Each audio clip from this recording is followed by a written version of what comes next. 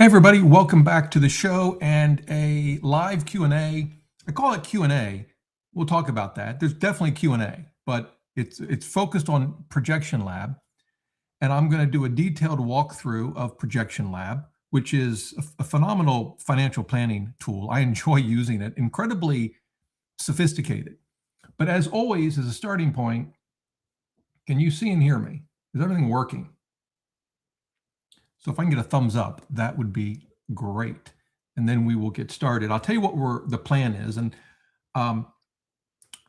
we're going to look at a plan. We're going to walk through basically, there's no way you could walk through every component and everything that ProjectionLab does in one sitting. But we're going to go through a lot of it. And so my thought is, and please don't ask any questions in the chat yet. If you already have, that's fine, but I probably won't see them. I got the thumbs up, great. As we walk through ProjectionLab, I'm going to stop and say, okay, any questions with what we just covered? And I'll look at the chat and we can talk about it.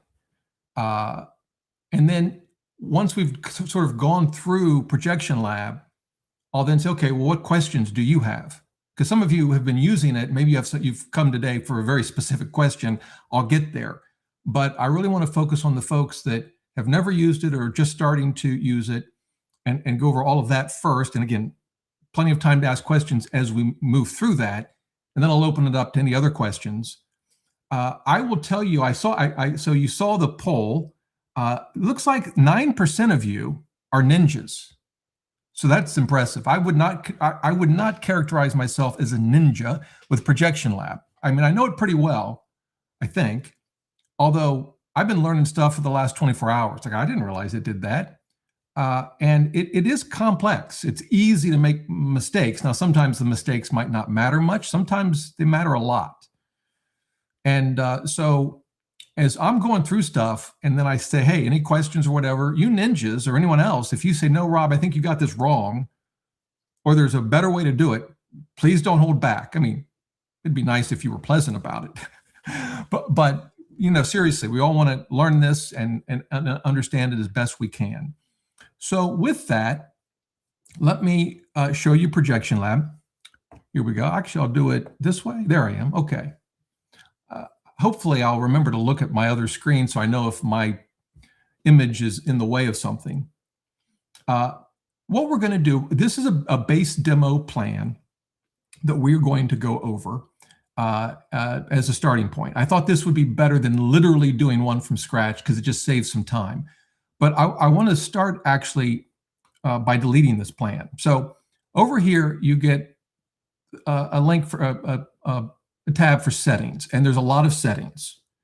You have basic information. This information is based on the demo account. This demo account actually comes from ProjectionLab. I'll walk through all that. But the first thing I want to show you is the danger zone. And it's going to make me re-authenticate. In other words, basically sign in again because I'm about to delete the plan. So it wants to make sure. All right. So I signed in again. Whoops, that's not what I want. There we go. And I can delete the account or I can just start over from scratch. And I actually want to do that just so you can see. If you've never used ProjectionLab and you come here, this is what you get. And so a normal walkthrough would be to enter your own data, and it has a handful of screens that walk you through some information. I'll show you more or less what that looks like. Or you can pick sandbox mode, which is what we're going to do, and you can then pick from these pre-populated demos based on, you know, I mean, they have all the way back to high school, and they have other countries, not all US. I think for our purposes, I'm going to do, maybe I'll do mid-career married because I was going to do late career single, but I'll do mid-career married, I think, for now, because it probably gives us more information. And so I could, by the way, do that all over again, right? If I wanted to go back and start entering my own plan, I could come here, go to settings, go down to the danger zone, and do all what I just showed you. Since we're in settings, let's sort of go through a high-level overview of the app. And there's some really important settings here. The basic information is about you. So in this demo, it's a couple, but some of you it'll be an individual. Your age, obviously important. Your spouse's age, pretty straightforward. And where you live. Now let's talk about this for just a minute. Obviously, the state matters for tax purposes in the United States. If we pick a different state, let's pick Missouri. In Missouri, you notice when we do that, we get this locality drop down. That's important because some localities, like I will just pick Kansas City, has local income tax, right? And so you're going to want to get your location, state and local, correct. So that's important. This is your subscription plan. The premium, which is what I have, is $129 a year. You can get a 10% discount with rburger-10. By the way, it is an affiliate. They're not a sponsor, so they don't sponsor this video. They don't even know I'm recording it, but they are an affiliate, so I earn a commission if you sign up and pay for the premium plan. There is a free trial of it, so you can do that. There's also a free plan, but you don't get pretty significant features you don't get in the free plan, but you could start there if you wanted to. They do have multi-factor authentication. These are ways, like they have a setup wizard you could run through. The year alignment used to be an important thing. I don't know that I need to go into detail with it. It's a calendar year. That's how I would use it. There are other options. You can do this sort of, actually, do they have it? Yeah, you can do a rolling year, which I think used to be how the program worked. I personally wouldn't do that. Maybe there's some reasons to do it, but I would stick to a calendar year. You can export your data. So you can export it, I think it goes as a JSON file. And it's one way to save your data. You could, in theory, export this and then upload that to an AI if you wanted to, ask questions. You can restore data. So if you exported it, maybe you export your data and then you're going to do a new plan for a friend. And then you help them out and then you need to restore your data. You can do that here. Early access, if you want early access to new features that haven't been released to the stable version of ProjectionLab. And then there's one really important one that I don't see here. Plans, plugins, export, restore data, early access, other settings. Maybe it's here. Oh, here it is. It's in other settings. Of course, there's display currency. They have other options if you live somewhere else, but it's this support access. You can give, our support team cannot access your app data when assisting you. That's how it's set right now. There could be times when they need to have access to it, or you want them to, and so you can toggle this on. But I would not leave this on by default, right? And so there are different product tours you can take, which I'm not going to do. Accessibility, I don't know how significant that is. Reduces transparency, but it's there. And so settings, they're kind of important, something to think about and to go through at least once to make sure you're set up the way you want. Let me just stop there. I know we're kind of just at the beginning, but any questions so far? I don't see any. So let's get to the meat of it. When you first start up ProjectionLab, it's going to walk through some screens. And it's going to do a couple of things. I'm going to click on current finances. It's going to ask about you. It won't look exactly like this when you're walking through the screens. But again, we looked at this in settings. Are you planning as a single or a couple? Your ages, where you live, very basic. And then it's going to walk you through setting up accounts. And here we have savings accounts. In this demo, they have, I'm not sure who the you is because it's me and a spouse. But they have one that's owned just by me, I guess I'll say, and then one that's jointly owned by the spouse. We could add another one, if you had multiple savings accounts. I'll go ahead and delete it. Fairly straightforward. And with investments, you can see they've got a 401k, taxable investments, another 401k owned by the spouse. They have some crypto. They have a Roth IRA, two of them. couple things to note. In a taxable investment account, when you're just setting this up, you're basically putting your balance, who owns it. And in the case of a taxable investment, you see this cost here? This is your cost basis. If we click it, you can enter your cost basis because it's a taxable account. And the program needs that for tax purposes. But that's it. We're not talking about growth. Growth rates. We're not putting in contributions to these accounts. This is just sort of trying to get a snapshot. And it's basically balance and who owns it, except for taxable accounts. Again, you have to put in your cost basis. And if it's a Roth, you put in your contributions, because again, that's for tax purposes. Because remember, with a Roth, you can take out your contributions at any time, tax and penalty free. And I believe that's true with a Roth 401k. They ask the same thing. Let's hit the add investments, and you can see the options. So we could do a taxable account. We can do an individual retirement account, and you see the different types. Let me actually add an inherited IRA because it does add some additional information. Let's say we get a $50,000 inherited IRA. Let's say it's my spouse's. You'll notice here, and I don't know how well you can see it. And hang on for just a second. I'm going to jump back over here.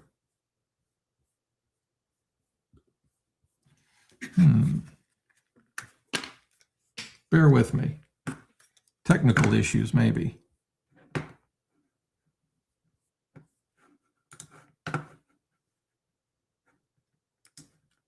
Huh. That's weird.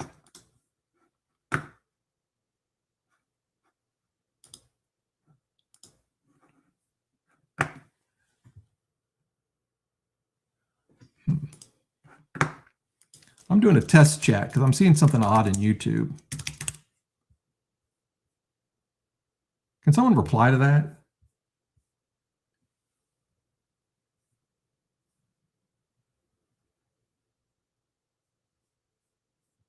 I'm not seeing any chat come through.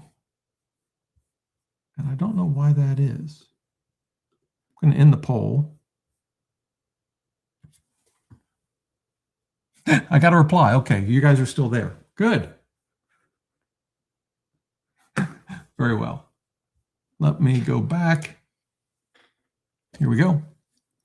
So the one difference with an inherited IRA, in order to properly calculate your required minimum distributions, ProjectionLab needs some additional information. So here you see, if we click on it, the birth of the original owner and their date of death. And that information helps ProjectionLab properly calculate the RMDs of an inherited IRA.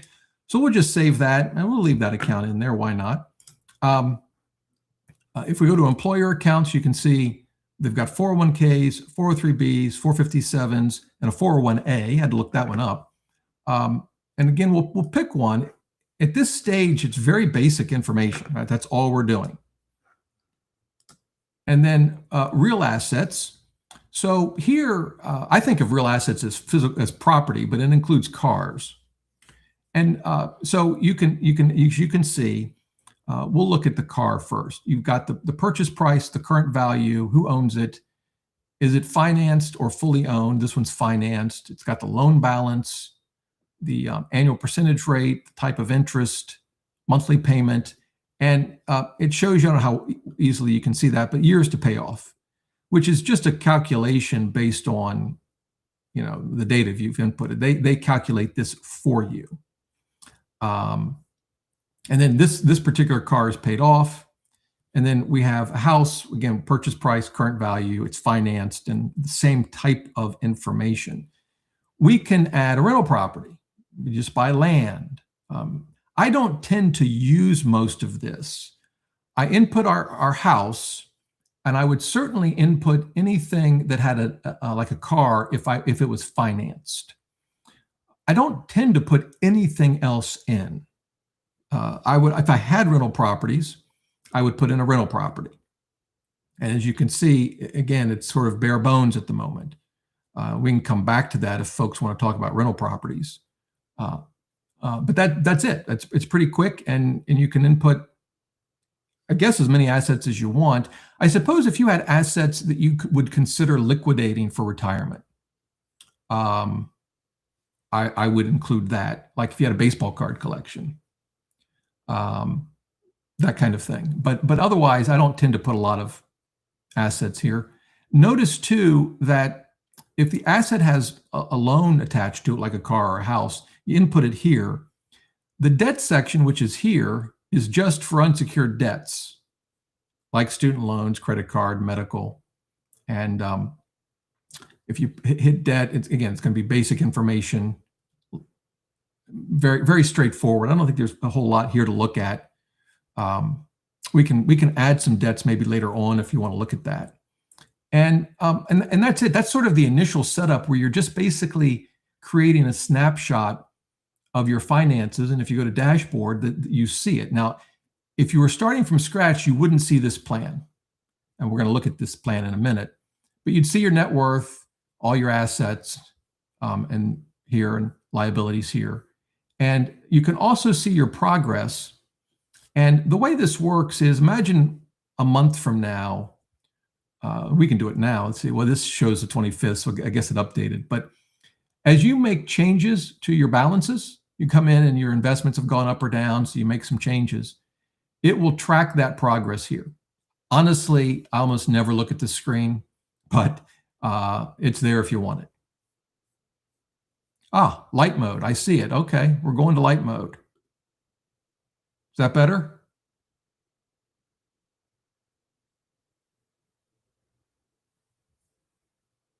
So 2 questions. Is that better? And any questions so far?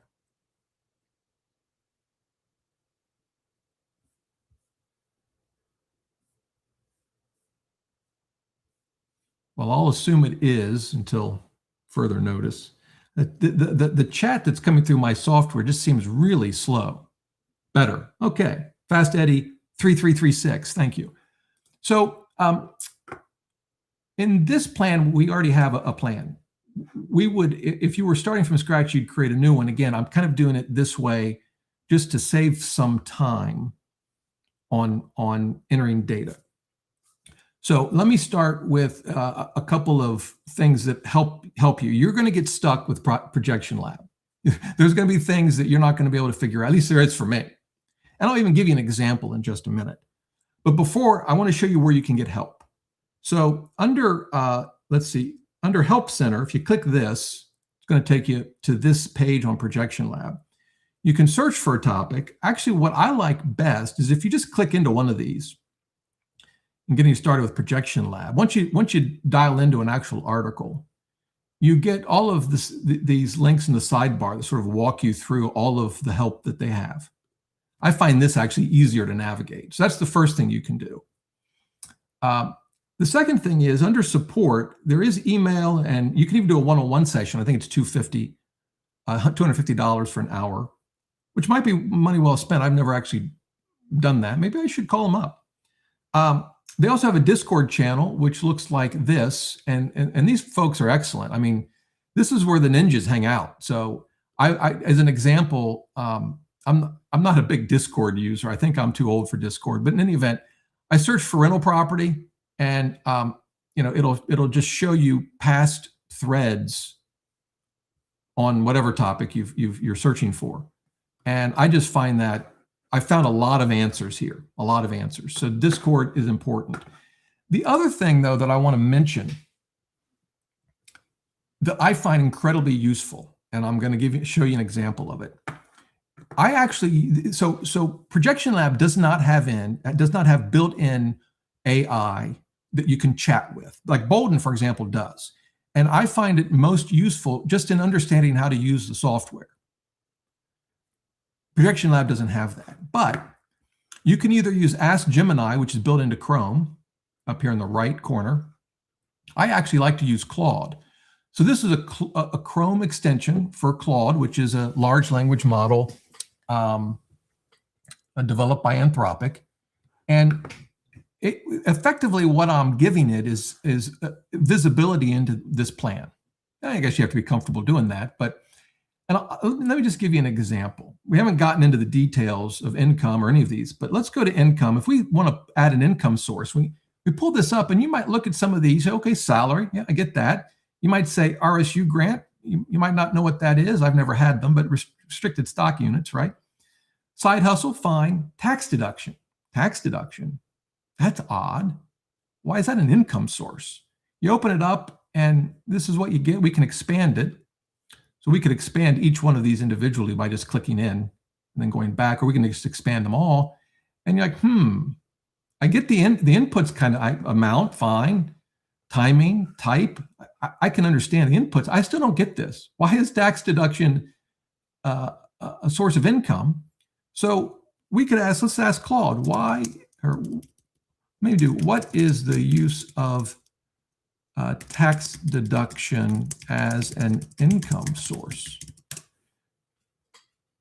And we'll see what it does. I will tell you, I tested this earlier and it gave a phenomenal answer. So we'll see what it does. But at times, if you allow it, it will actually take over your screen. Now that sounds scarier than it really is. It's not like navigating to other pages, and at least in my case, and entering new data or anything like that. But it may need to look at something. So you can see it just started is debugging the browser. So it's sort of taken over the browser.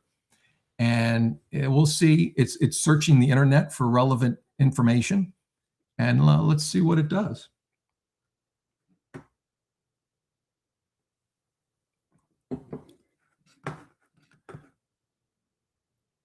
I'll be honest, and this is taking a little bit of time, but I find this kind of help the best, actually.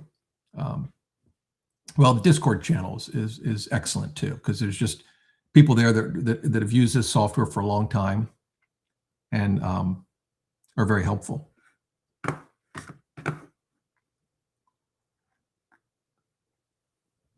So this is interesting. So it's not an income source. It's a negative entry that lives in the income section because that's where taxable income gets calculated.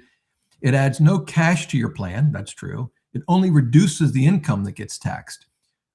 You'd use it for deductions ProjectionLab doesn't already model for you automatically. Common cases. So this says mortgage interest, but it's gonna model that. So it's interesting. This answer is not as good as the last one.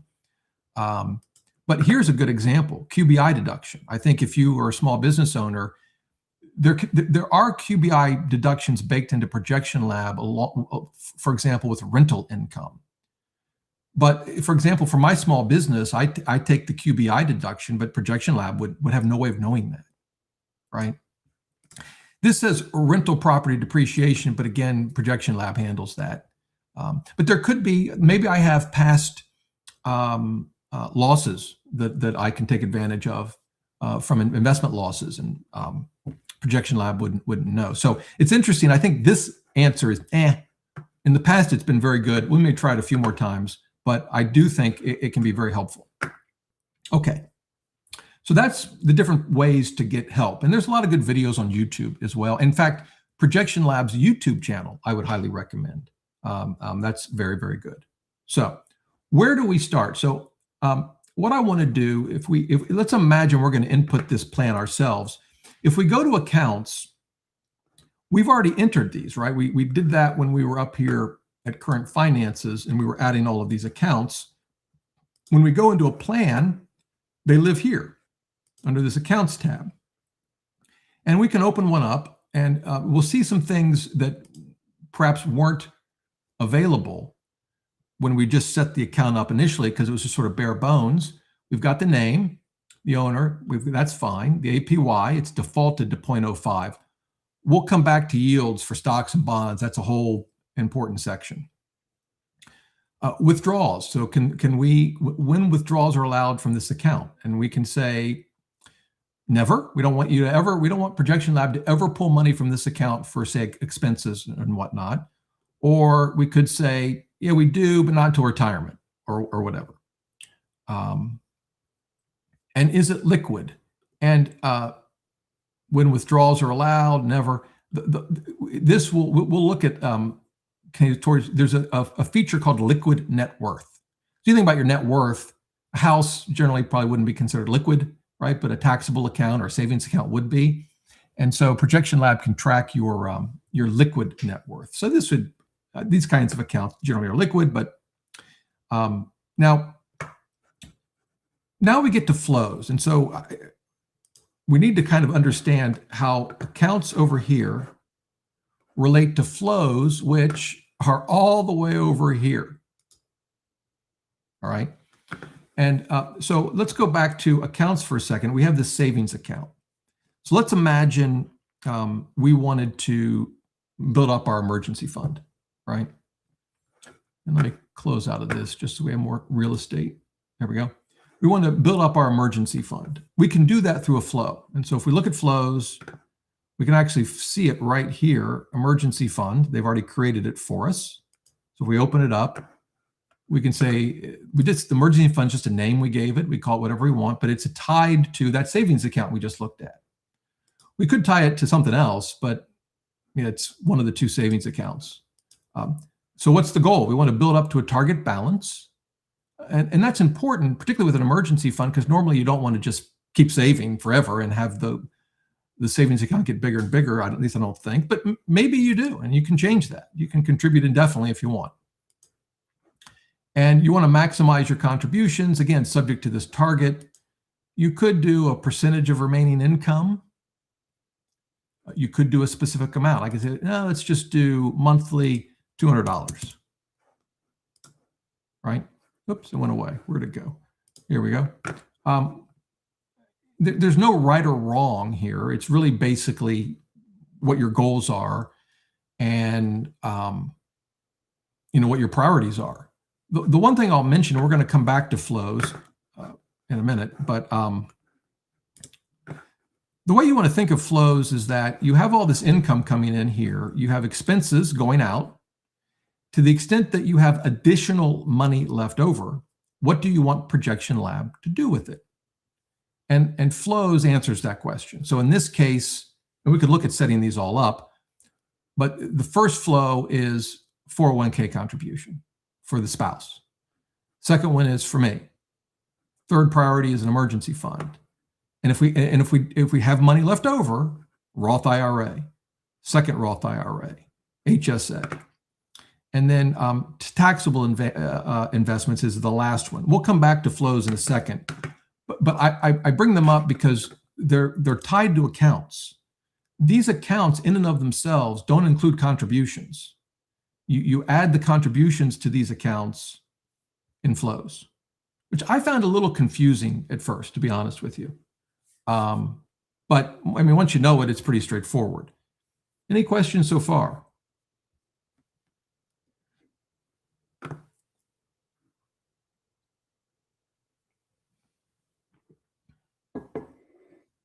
All right. If we look at any one of these, you can see the flow that's associated with them. Here it is at the bottom. This is a 401k. So depending on the account type, ProjectionLab is going to show you different information. This has growth rate. It's set at the default 6% and 2% for the growth rate and 2.5% for the dividend yield. I'm going to come back to growth rates later. Bond allocation is part of the growth rate discussion, so I'm going to skip that. If you have fees, now here, this wouldn't be the expense ratio of a fund. This would be like if you're paying an advisor 1%. You come in here and say, put 1%. One of the nice things about that is that you can actually see how a fee would affect your chance of success and your outcome. We could look at that maybe later, but when we get to chance of success, we'll leave it at 0 for now. Are withdrawals allowed from this account? Again, this is a pretty standard feature, but for most accounts, at least in my plan, it is. You could say that since this is a 401k, only after the qualified withdrawal age, right? I don't want to take anything from this fund that's going to trigger a 10% penalty. They had it at always. I'm not sure why. I'll just leave it there. There is an early withdrawal penalty, but if in some, I don't know, the 401k, I think there always is, but I suppose if for some reason there wasn't, you could toggle that off. The qualified age, If you try to put 59.5, I don't think it works. It goes to 60. All right. And the penalty rate. And then again, it's a 401k. So ProjectionLab knows that there's an RMD required. So this is pretty standard. If for some reason, you had a 401k that didn't have that, you could do custom distributions or none, but I'm not sure when that would be the case. You can set up manual Roth conversions. Now, I think we'll come back to this because Roth conversions is a whole nother topic, and ProjectionLab has optimizations for that I think are better. If you're going to take a 72T distribution where you take out substantially equal payments for a period of time, you can set that up here, and there's different ways to do it. If we select it, by the way, you'll start to see the different methods so that you could compare them.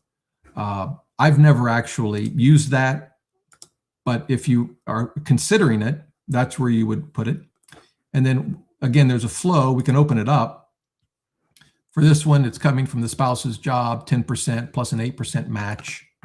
Pretty straightforward. And these are all the accounts. It's fairly, this is fairly normal for a married couple with a lot of different accounts. You've got workplace retirement accounts, IRAs. If we look at the account types, again, we saw this screen earlier. So you've got different individual retirement accounts. We looked at this. You could set up a new account here. You don't have to go back to the earlier screens we were looking at. So you can set them up here.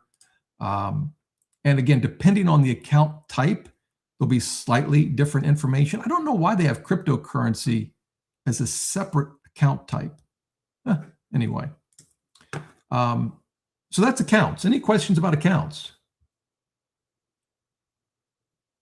I do see one question right here. No, they do not link. There's no linking of accounts. I don't know if that's on the roadmap or not.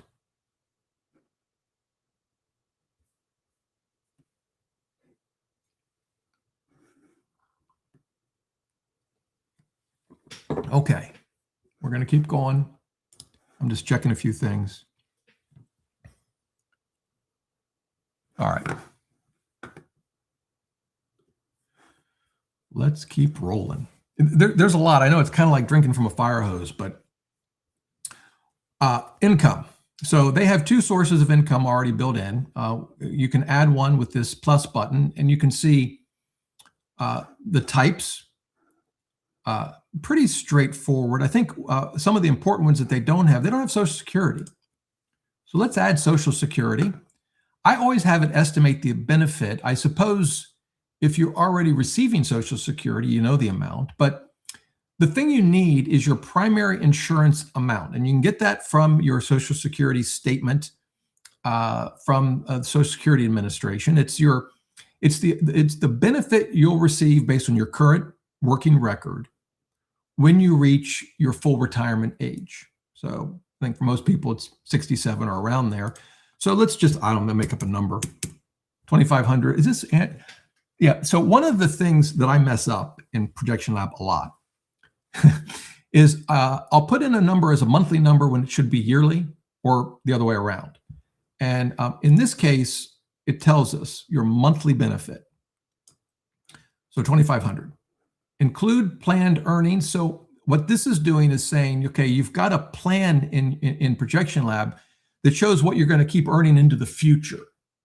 Do you want those planned earnings factored into the Social Security estimate? Makes sense to me. You've got the full retirement age of 67. And right now, it's set the claiming age to 67. If, one of the things about retirement planning generally is, as you know, we make a lot of assumptions. So for this married couple, they might not really have any idea when they're going to claim Social Security. As you're going through it and setting everything up, unless you know the answer, I wouldn't worry too much. I mean, we can change everything, and we can run what-if scenarios, which we're going to do today. So we'll just leave this at 67. And how much of the full benefit you expect to receive. So I suppose if you said, well, I think that, they're going to end up cutting Social Security benefits, you could put that here. And so, yeah, that's Social Security. I'm going to come back to their salary in a minute. I was thinking, they have tax credits too. Last year, we got a $2,000 tax credit because we installed a energy efficient heating system in the house. Again, if this, that was last year, but if it were this year, I don't think the credit's available anymore. But we could enter that kind of thing here because ProjectionLab would have no way of knowing that we did that, right? We'll talk about pension income. Actually, I want to do pension income a little differently, and it's important. We'll pick one of their jobs. So they've got their salary. Often, unless you started your work the same year, you're using ProjectionLab, the start date's going to be before the current year. But one interesting UI, user interface sort of issue, when you open this up, I look at that and I think, oh, before current year is the top option. I have to scroll down to see any more. But that's often not true. You can scroll up as well. I think it was a good 6 months before I realized that. Anyway, and we're ending it at your retirement. And that is a milestone. We'll talk about milestones in a minute. We can increase it. In this case, they've set it at 4.5% with a maximum. Okay. You can also increase it just to match inflation, or inflation plus or minus some number. So you can get very specific. Taxing, for taxes, particularly for a job, I almost always set it at auto. But if there was some reason you needed something special, they've got a lot of different options. The withholding is for cash flow. So ProjectionLab is going to calculate the tax consequences of this income for you. But the taxes are technically not due until next year. But of course, you're having withholding from your paycheck, no doubt. And they've set it at 25%. We'll take another look at that in a minute. But and then you could have some tax exempt income. Maybe if you're a religious organization, you might have some tax exempt income. But and then if there's part-time work, you can set that up there. We're not going to do that. The one thing I wanted to show you, all of this, I think, is fairly straightforward. The defined benefit pension. This gets a little complicated, and primarily because pensions are complicated. So with this, what's your yearly contribution? I was looking up teachers. My mom's a retired teacher, and she was, I think I asked her, I asked AI, and they said a 14% contribution. And I said, Mom, is that right? And she said, yeah, it kind of is. So payouts start at retirement to end of plan. You have different ways that you can set the benefit amount. And it's going to depend on your plan and what information you have. According to AI, like teachers, if you've been there a long time, you might be 80% or more. It's probably not tax-free. Now, the thing that happens here is, we'll keep this. We'll leave this like this, but this will be a deduction. So we'll see this. I'll just show you that now. Let's save this. You see all the lines changed. And I'm going to go into the weeds here on something, and I hope you guys are still with me. I have to look over every now and again to my streaming software. Is anyone still watching? I'm probably just talking to myself. That's okay. This plan was started this year. I just opened this account, ProjectionLab account for this video. And this is a timeline, right? And it goes from here to the end of plan. When do they have us dying? 85? 82? I want to live longer than that. Anyway, these are milestones. Well, I don't know if you count when you die a milestone? I guess so. This is a timeline. And this timeline can show us a ton of stuff. And just to give you an idea, we're looking at net worth, but if we hit the little caret here, I mean, there's a lot of stuff. We'll look at different options. You can even plot your own metrics to look at. But we're at the start year. Now, this is, to me, was a little confusing at first. You'd say, you mean 2026? No, I don't. If we want to look at 2026, we have to go over one. Boop, here. Now we're looking at 2026. And you say, okay, Rob, if this is 2026, what is this back here? It's your start. You'll notice over here, we can see net worth and liquid net worth. And portfolio allocation between stocks, cash, crypto, and bonds. And we can click into these and see a lot of detail. And we'll look at this. We'll come back to this. But you'll notice there's nothing for income or expenses. Now, one thing to keep an eye on is you have to make sure that the metrics you want to track here are displayed. So if we hit these display options and we go to metrics, there's only 5 of them. There's no metrics that I can select for expenses, for spending, or for income. Seems odd.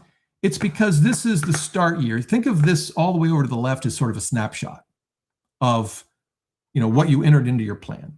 If you want to see all the other stuff, go to the current year, which is just right here, one tick over, 2026, and it tells you right here, 2026. If we hover over it, it says year ending 12/31/26. Again, if we go back to the start year, it says start, and it puts you today's plan. We started this plan today, 8/25/2026. All right. So we'll go to 2026, and now we get a lot more detail here. And we can even go to display options, and you'll see now we have all kinds of metrics that we didn't have before available to us. And the ones that are checked are the ones that'll show up in this sidebar. So I don't know. We'll get to net legacy, to taxable state income. Maybe this is fine. If we go to income, okay, finally, we see my job and spouse's job and other related information. If we go to expenses, we see all of that information. And what I wanted to get to, I know it's a long way to get here, but I thought that background would be helpful, is you see the defined benefit contribution that I just added. And one of the things we can do is we can actually chart and look on the timeline for just this. We can isolate this. We'll go down here to view plot.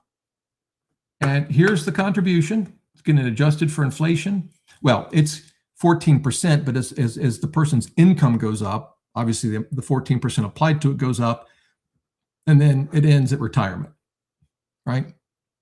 We can also, by the way, where'd it go? Here it is. We can also look at it as a bar chart or bar plot. Okay. Any questions with all of that?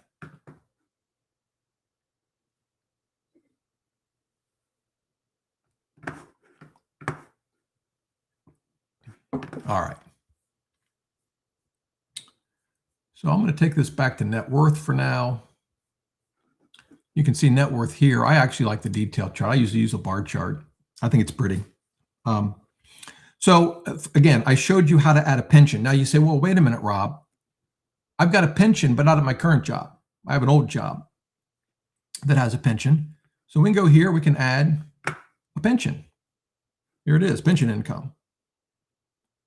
And again, it's going to depend on what the terms of your pension. I will tell you, pensions get immensely complicated.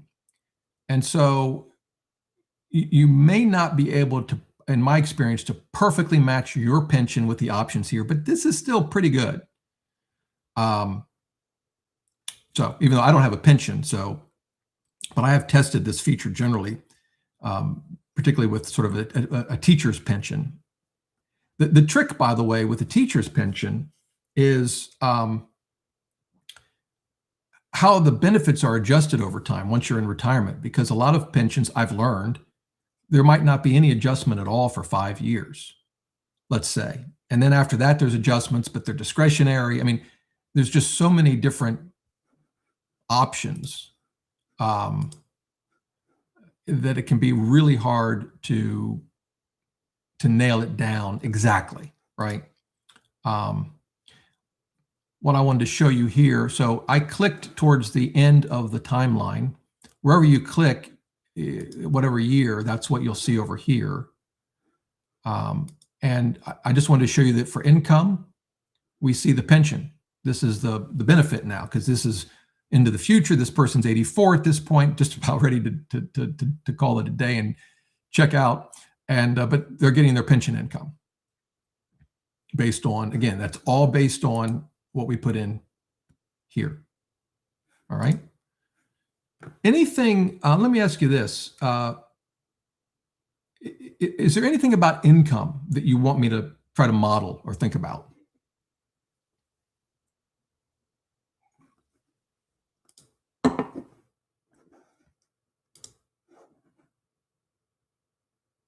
And to answer Phil's question, ProjectionLab is an annual subscription. They used to have, I think, a one-time fee that you could pay that was, I don't know, $500 or something, but I don't think that's available anymore.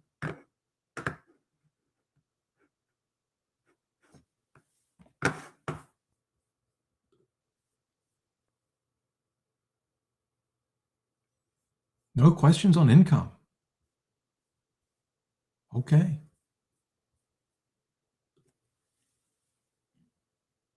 Can you model RSU grants? I've never modeled an RSU grant, but I can try. I can look at the. So I've never had an RSUs. So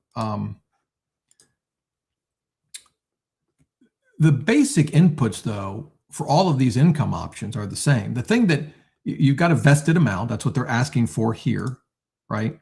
And you can do it. Let me just slow down. Well, let me just put in a number, just to have a number.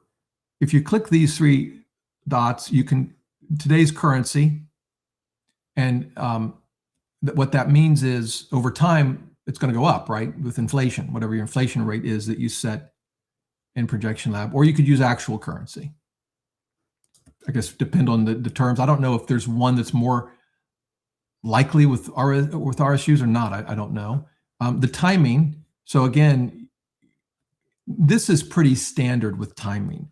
You can set timing to a milestone. And by the way, you can create a new milestone specifically for the need to set a timing of an income or an expense, right? So, and we'll come to milestones in a bit. But if you, this little dot, if you click this, you get other options. So you could do, I don't know, 1 year after now. I don't know why you do that. You could just do next year. But sometimes this can be helpful. And let me give you an example real quick of that, and I'll come back to this RSU. We haven't gotten to expenses, but let's imagine we wanted to create a medical expense for long-term care. And we're going to say that it's $8,000 a month. And we wanted to, we could set this to the end of the plan, right? But then go 3 years before the end of the plan. And then have it actually end at the end of the plan. And so if you thought, well, for modeling purposes, I'll assume I'm going to need, or a spouse or someone's going to need assisted care for the last 3 years of life, I can set all this other stuff is we've seen before. Tax handling, you could manually say it's tax deductible because I think it typically is. But if itemize only, and we're getting into the weeds a bit, it's over 7.5% of income. But this sort of, the point I wanted to show you is this can be very handy as a way to tie something to a milestone, but then have it back up or go forward, whatever the case may be. I'm not going to save this. Did I save the restricted stock? Oh, it's over here. Here we go. So we're back to restricted stock. So, tax purposes, depend on your specific situation. I don't know if there's a standard tax rule for this kind of income or not, but you've got all the same options. And that's really it. Now, if you're getting, are you getting repeated grants, and do you want to try to model that over time? Do you want to wait until they actually come in? But you can set this to repeat. And that's pretty standard with, I think, most of the income. So again, I can't speak to personal experience with this because I've never had them. But that's how you would That's how you would model it. I'm gonna delete it because I don't want it to mess up the rest of the plan. I don't know. Hopefully that was helpful.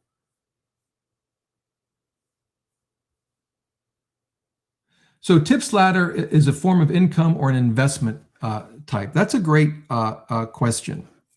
And I would probably set tips ladder. I don't know if, well, hang on. I'll tell you how I would do it, but let's just see what Claude says. How should I model a tips ladder in ProjectionLab? I think of it as an income stream, right? So if I were going to build out, and you can just call it custom income. So let's imagine I built a tips ladder that's going to pay me $5,000 a year. And it's going to start now, we'll assume. Or you could, what you could do, let's do it this way. Let's say that it's going to start at retirement. You're not going to build it out now if you're not retired. You're going to build it out then. And I guess it doesn't much matter. And it's going to go to, I wonder how I can do this because it's 30 years. Can I don't think I can go out 30 years. Well, maybe I can. I can go out 28 years after retirement. Oh, that may be limited because of when I die. We die early early. I think it's kind of early. So let's actually figure that out. Hang on. We'll close this. We'll come back. We're going to die later. We're going to die at 100. I like it. Oops. Oh, 99. That's good enough. And we'll come back to income, custom. We'll call it a tips ladder. 5,000 a month, or we'll just make it, doesn't matter. We'll make it 10,000 a year.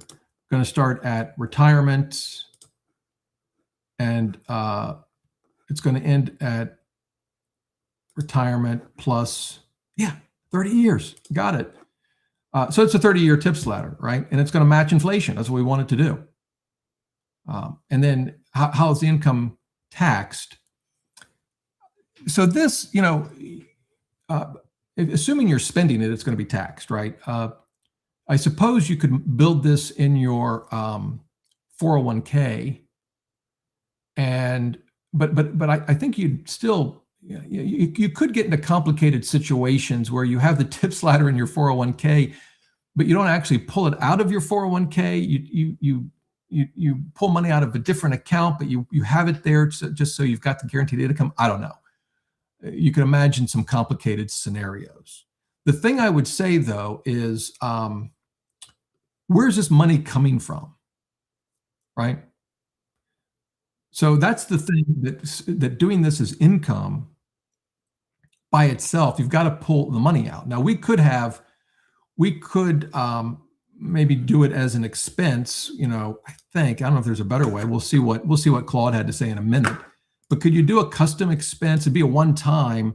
So you could say $10,000 a month for 30 years. Let's just say today, I'll just make up a number. It would cost $250,000. It's one time. Oops. Where is it? Once. It's not now. It's at retirement. It's not tax deductible, right? It's not a payroll deduction. So maybe you could set it up that way. That sounds like that would work to me. Let's see what Claude had to say. Has no native tips ladder, so you model it as a bucket with a known real return that amortizes to zero, not as a series of one-off maturity. Well, you definitely don't want to do it as a series of one-off maturities because that would be painful. Two ways to do it, and the second one is the one I'd use. Oh, the quick version. Reduce the portfolio by the ladder's purchase price, yes. One-time custom expense, which is what I just set up, or just lower the account balance. Yeah, maybe. Then add custom income stream equal to the annual run. Okay, so that's what I did. They've got a better version. Create one account, call it a tips ladder, holding the purchase amount. Custom growth rate equals real yield, your plan's inflation assumption. Projection rates are nominal, right? Set the treatment to fixed. Let's see. I'm going to add that. Let me see if I can follow these instructions. Whoops. Let's see here. One account, I don't know. I guess we'll just put it in taxable. just for the sake of this experiment. So let's see, holding the purchase amount. So we're going to say 250,000 in today's dollars, right? It's going to be more. Well, it'd be interesting to see what it would be. Depends on how far away retirement is and whatnot. But custom growth rate. So you can, this custom growth rate, you can, it's using the default now. We haven't gotten to growth rates yet. You can use a fixed rate. You can use advanced and actually change the rate over time. It's talking about, let's see, custom growth rate, real yield plus your plan's inflation assumption. ProjectionLab's rates are nominal. Today's currency, yes, is a display conversion. So a ladder bought at 2% real with a 2.5% inflation assumption gets a 4% rate. Yeah, I mean, right. So the point being, if your yield, overall yield on the ladder is, say, a real yield of 3%, and we have 3% inflation, you could put 6%, right? So that keeps up with inflation. I guess that's what it's saying. Override the bond out. This is getting into stuff we're going to cover in a little bit down the road if we have time. Put the ladder first and withdraw priority. This seems more complicated to me, but you could try it that way. The thing I would say is, if you do it my way, which may not be the best, you've got to account for the fact that this money, this expense, is coming from somewhere, right? Right now, did I call it anything, or did I just call it a custom expense? Here it is. It's just coming from cash flow, right? And you could say we're going to pay from it from a specific account. It's going to come out of, again, if you pull it from a retirement account, it's going to trigger taxes in ProjectionLab. And I don't know that there's a way to change that. But often in retirement, I'd say a lot of folks are building these. Well, I don't know. I don't like building them in taxable accounts. I'll have to think through that. That's definitely an issue that I'm not sure. So I will do some more research on tips ladders and see what I can come up with. All right. Where will I find if I am subject to IRMA? So that's an income question, right? Here's the question. Income can put us in the IRMA bracket. So there's a couple of ways to find that. I don't know if this couple ever ends up in IRMA or not. But if you go to tax analytics, would be one way. And you see all the different, capital gains, RMDs. This is for income. Go to taxes. Here it is, IRMA right here. So they are subject to IRMA. And you can focus just on the IRMA by, again, I know I'm maybe moving too fast. So I went to tax analytics, which we're getting a little ahead of ourselves. That's okay, because this is related to income. And then I went to taxes. And then you can see the options here. IRMA is one of them. If I focus on it, it just shows me IRMA.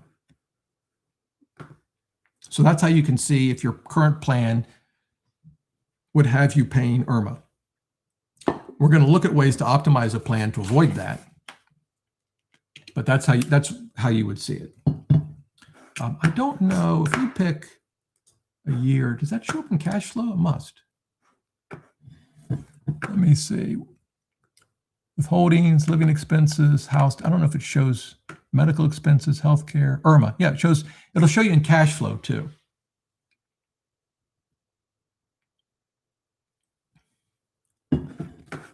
Which is this tab here, and you can look at cash flow by year. Right? Okay, we're back to plan. So expenses, one thing I'll mention on expenses, and let's see if they have, yeah, they do, health care, yeah. I think we looked at this briefly, but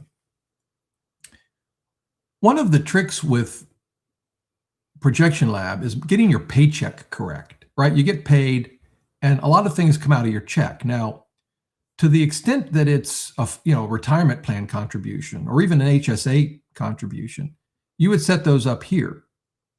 And if it's a 401k, it's going to ask you the source because it knows that it's got to come from an employer, right? With an HSA, I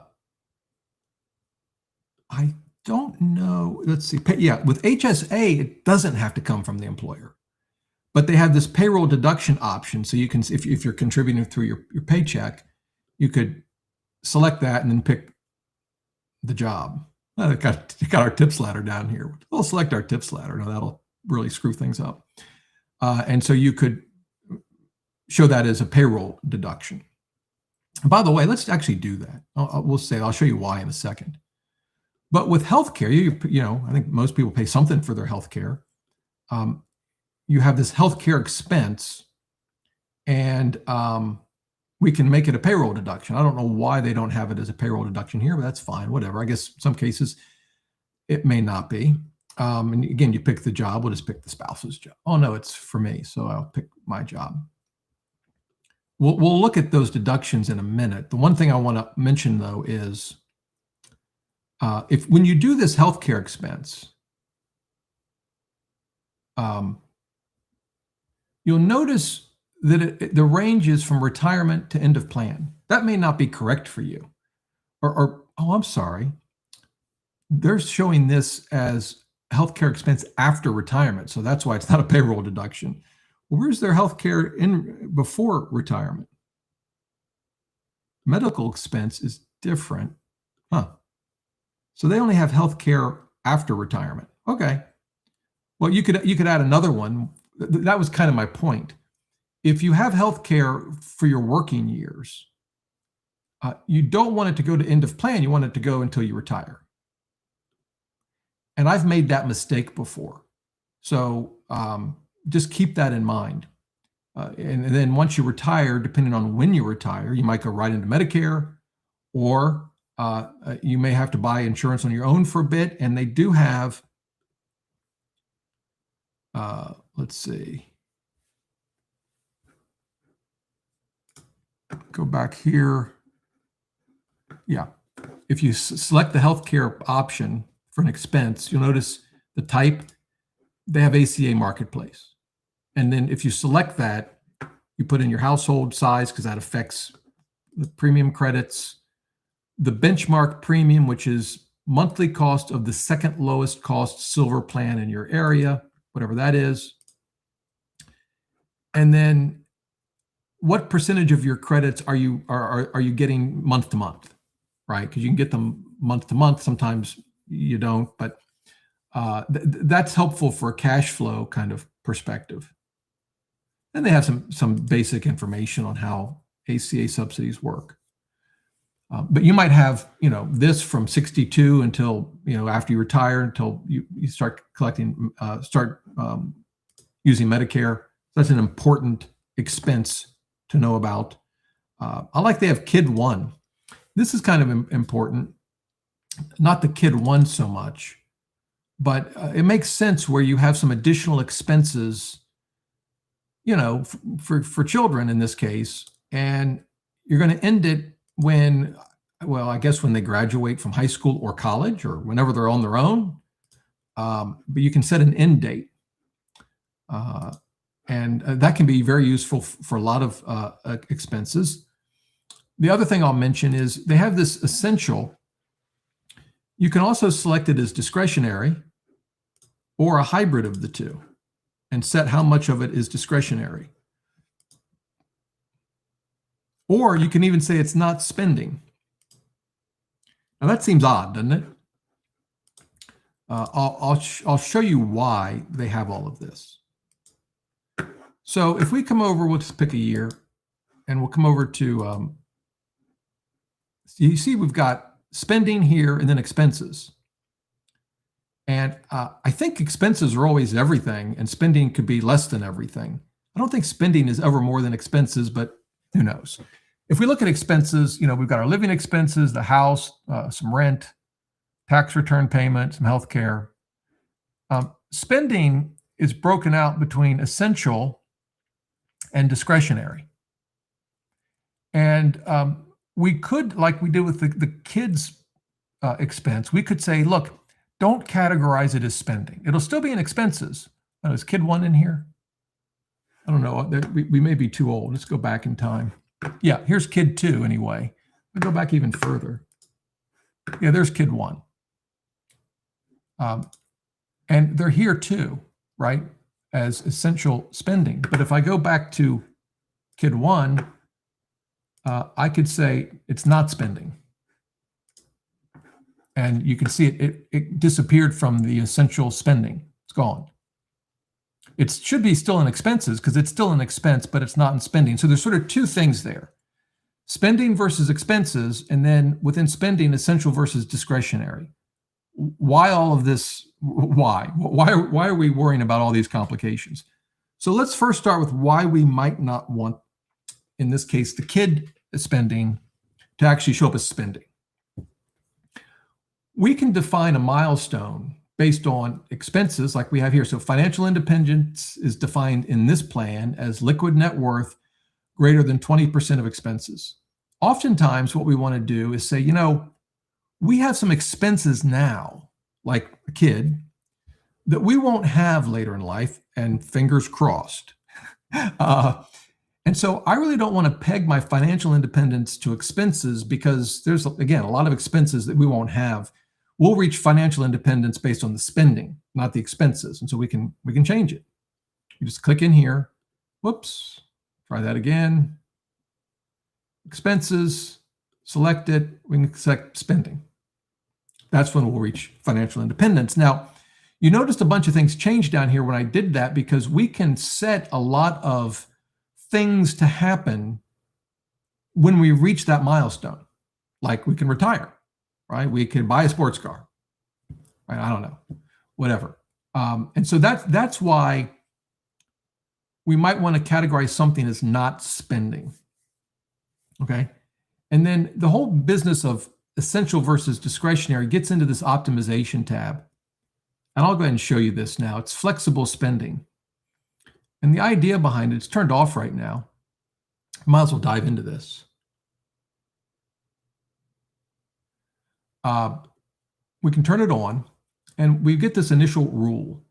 When performance of our portfolio is down by 20%, we will decrease discretionary spending. That's why we have to discretionary versus essential by 30%. Now we can change all of this. We could say, well, actually, when it goes down by 10%, I want to make an initial adjustment. Doesn't have to be that tough, but we'll say 15%. And we could have another rule. We could say, well, if it goes down by 20, I'll just leave the numbers the same. If it goes down by 25%, our discretionary spending. And we could add another rule. We could say, well, if the portfolio goes up by 15%, whoops, by 15, change this to increase. It goes up. Whoops. And performance is up. Here we go. It moved it up here. So you click on these to say, well, is the portfolio going to go up or down? What will happen to spending? If the portfolio is up by 15%, that might be too rich, but we'll increase by, I don't know, 10%. You can set up all of these flexible spending rules. You can kind of think of them like guardrails, right? You can add a time range where you'll only do this for a set period of time, right? So you could do that. Let's remove it. You can set this as a step, which it is now, where nothing will happen until it hits these benchmarks. So you could be at 14% to the good, nothing changes. Or you could say, well, let's kind of make it more gradual. And then this shows you how, whether you're doing flexible spending versus no flexible spending, does it change your chance of success for your plan? In this case, there was no change. So I kind of went into down the rabbit hole on flexible spending, but it's related to what you label as essential or discretionary.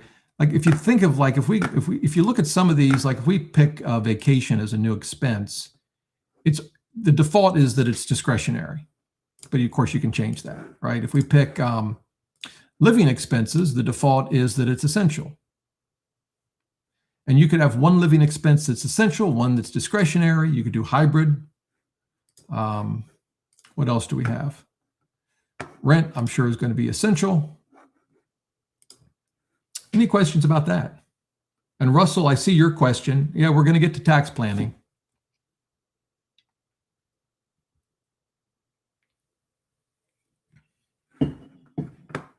Okay. Let's talk a bit about real assets. This is really important because a common mistake, and one I've made, we'll look at the house as the example. The inputs are pretty straightforward. I don't think we need to talk much about them. The purchase price, the current value, is it financed or not? If it's financed, you know, all the information about your mortgage. And oh, that's interesting. They have it as an other property. So we could make this a primary residence. Let me just, before I change anything, let me go look at something. Okay, so they have rent. Okay, they have rent, and then they have one house, and it was set to other property, which I tells me, let's see.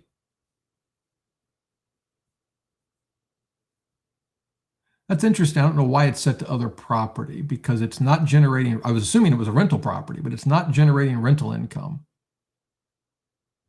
Well, in any event, the point of this is, if, you know, there's tax differences. If it's your primary residence, when you sell it, the tax consequences are different. Again, but all of that I think is fairly straightforward. Your appreciation, they've set it at 3.9%. You could just say match inflation, right? And we'll look at where you set inflation, but we'll leave it at 3.9, and there's a reason for that. Here's where things can get tricky. ProjectionLab associates your certain housing expenses here. And so you don't want to double count them. You don't want to put these expenses in an expense item that we looked at a minute ago, because they're already being calculated here. What are they?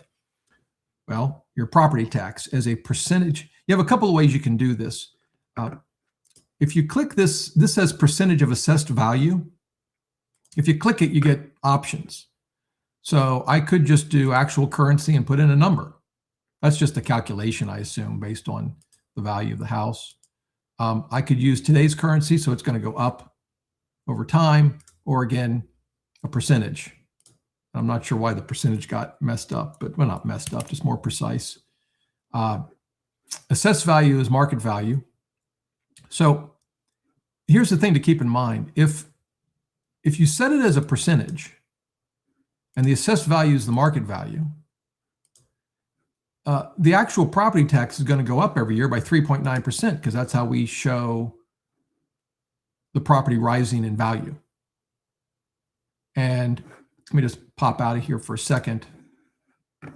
If we go to rates right here, we can see inflation is set at 3%. We can change that, right? But it's set at 3%. So we're showing our house appreciating a bit faster than inflation. And that means our property tax is going to go up faster than inflation. And maybe that's accurate, or maybe it's not. But it's also true with maintenance costs. They're going to go up. It's 2% of the value, but because we've set the value to increase by 3.9%, we're having our maintenance costs go up by more than the rate of inflation. Again, might be what you want, but you just need to know how that interacts. Again, we have the same options in terms of how we reflect maintenance costs. You can also have improvement costs. And the reason they're separated is because improvement costs affect the tax basis of the property. So you remodel your kitchen, you know, that's going to increase your tax basis. Now they have it set at 0, but you can set that at what you want. Insurance costs, 0.5%. You can put your monthly homeowners association fees if you have it. And then you can sell the house, right? If we could say, well, when the spouse retires, we're going to sell. And so you get, what are your brokerage fees going to be? It will calculate your capital gains tax for you, but you might have to make some adjustment. I don't know. It's not something I've ever had to do. It will calculate your capital gains tax for you. And by the way, if we set this as a primary residence, I'm going to do that. When are we going to sell this? Spouse's retirement. We're going to sell this sucker. ProjectionLab shouldn't have given me control of this demo. I'm not actually changing their version of it. Anyway, we're going to sell it. When the spouse retires, we could send it to a specific account. We won't do that. Exclude loan from liquid net worth. Liquidate if necessary. I usually check this, by the way. You can check it both ways, but like if you ran out of money or maybe you got to the end of life and you needed to sell your house for long-term care, if we sell this, so this is when the spouse retires. And, it's interesting. The retirement for her is set at 3 years after financial independence. So there's kind of a lot going on there. But we've sold this. So if we come over here, I don't know if it'll be this year or the next year. Right here. So income for this year, it shows capital gain on house, $361,000, right? Now, if we look at taxable income, we see that same, it's income, right? Capital gain on house. I don't know how well you can see that, but there it is. But then when we look at deductions, the same number is a deduction because married couples filing jointly get $500,000. So you see it here. So, but that's all because I set this as a primary residence. If I do this and save it, watch, you'll see these numbers change behind me. You should. Yeah, things moved. And so if we now look at when we sell it, there's the capital gains on the house, no deduction because it's not a primary residence. All right. So any questions about that?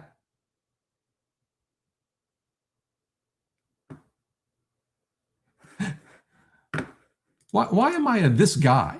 When did I become this guy? I use both ProjectionLab and Boldin. I think they're both awesome. I'm going to change this to never. Any questions about houses?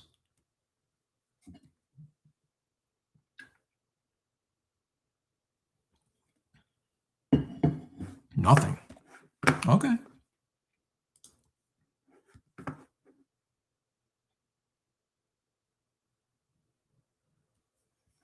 All right. So we've talked already a bit about flows, but there's a couple of things I just want to point out. This particular plan has a fair number of flows because you have a flow for each retirement contribution you want to make. That's several of them here. They have one for emergency funds. Let me see how this is set up. Yeah, targeting a specific amount. I think I edited some of this, but they have a flow for the HSA. And notice they set it, I may have changed this, I can't remember, but payroll deduction from the specific job it's coming from. I want to show you this last one. Whichever flows at the end is kind of important. It's sort of a catch-all. This says, you see this drop down here, it says save anything left over or spend anything left over. I always set it to save anything left over, but if we look at this taxable investment account, we've maximized the contributions. In other words, this account can never have too much. It's going to basically collect everything that's left over, and it runs to the end of the plan. We could, if we put spend anything that's left over, there won't be anything left over because this last account, we're maximizing the contribution. But let's do this. Let's hide this. We don't want to delete it. Let's hide this flow. And this is an important feature that you can do. You can do this with anything. You can hide just about any account, expense, whatever.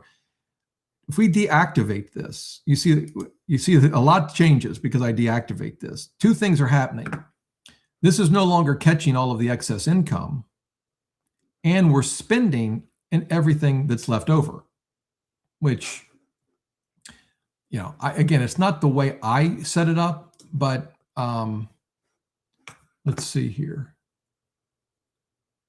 I don't know how much is left over in this account because I don't know it that well. But the one thing to keep in mind, if you're going to save anything left over, which again, that's how I do it, and you don't have this taxable account, right? It's going to go into I think a savings account by default. I think that's how it works, but I don't want that. So I always want it into a taxable account. And so if you're going to save anything that's left over, it's important that your last account in the flow maximizes contributions. By the way, if we took this and we put it first, well, you can't put it above those two because they're set to always fund. Something that's set to always fund is first. But if we put it as high as we can, we could change that, by the way. We could change this to fund with income, right? But I won't do that. It's going to collect everything. These are never going to get any money. So flows are really important, and they're easy to get wrong. I get them wrong all the time when I'm messing around with my plan. So any questions about that so far? So if we think about retirement planning from a big picture, what have we've done? So we entered all of our data about our accounts at the very beginning. We then, our income, our expenses, everything about mainly the house, but cars as well. And then any flows that we need to create. Are we ready to do a chance of success? Can we run this plan through the wood chipper and see if we come out alive or not? Not quite. We do have to look at some important assumptions. And I think the easiest way for now, we can look at some of them here, these milestones, but I'm going to actually go to settings, milestones. And this is where you can see all your milestones. And these are part of the assumptions. We also have to look at inflation and growth rates. But your retirement, and they've set it to occur when they achieve financial independence, fine. Financial independence, by the way, is defined down here as liquid net worth is greater than 20% or 20 times. I think they actually had this set to expenses originally, so I'll put it back. Compute expenses based on the last 3 years. You have other options, but you can really get sort of fine-grained with this. And you can average it, the median, the max. I won't change any of that. But those are the retirement dates. Your life expectancy, of course. Now, again, milestones are important because you can set a lot of things to happen on a milestone. So I'll give you an example. Let's imagine we want to move. Where's the move? Here it is. By the way, here are all the different milestones. Start school, get married, have a child, custom. The move is one that's often used in retirement. So we'll just assume we're going to move to we're just in the same town, but we're going to downsize or something. And we're not going to do it at a date. We're going to do it at another milestone. And we could say retirement. Now, we could also say financial independence. In this case, they're one and the same. But actually, that's not entirely true. The spouse's retirement is financial independence plus 3. I didn't see that little plus 3 hiding. So we could say at your spouse's retirement, that's when we're going to move. And so right now, nothing's changed with our plan. It would have, by the way, if we edit it and we picked a different state, right? But we haven't sold our current home. We haven't bought a new home. We have to put that into the plan. And again, we would just go back to plan. We can look at our current home. which apparently they're not even living in. I guess they're renting. But I'll just show you real quick. We can just come down to timing. We can sell it at, at the move we've created. That's when we're going to sell it, right? I'm going to go back to never. And but you could fill in the information for the sale. And then we could buy a new home, right? We could buy a house. It's going to be a condo. If we're going to downsize, I don't know. And the purchase is going to be when we move. And all the information, we've sort of looked at all of this. But that's how you could use a milestone and then use that as an anchor for some event. In this case, selling a home, buying a home. So going back to milestones, these can be very, very powerful. And I've not gotten nearly as creative. I'm going to delete the milestone as I could be with the milestones.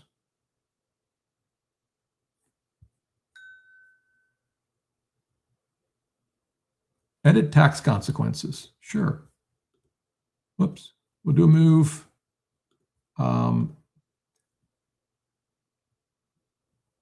Well, there's add tax consequences. I'm trying to think, filing status. I guess if you plan to change your filing status, maybe you want to get married, you're single now, but you'll be filed jointly then. I don't know. Whoops. That would be one thing you, try that again.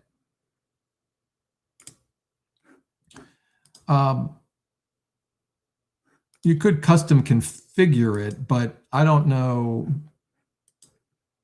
You go to tax settings to customize this. I don't know why you would do that in this case. I guess my question for you is, do you have, set it to Tennessee. I'm sorry, I missed your, yeah, we can do that. So you would go here, you'd say, okay, we're going to move to Tennessee.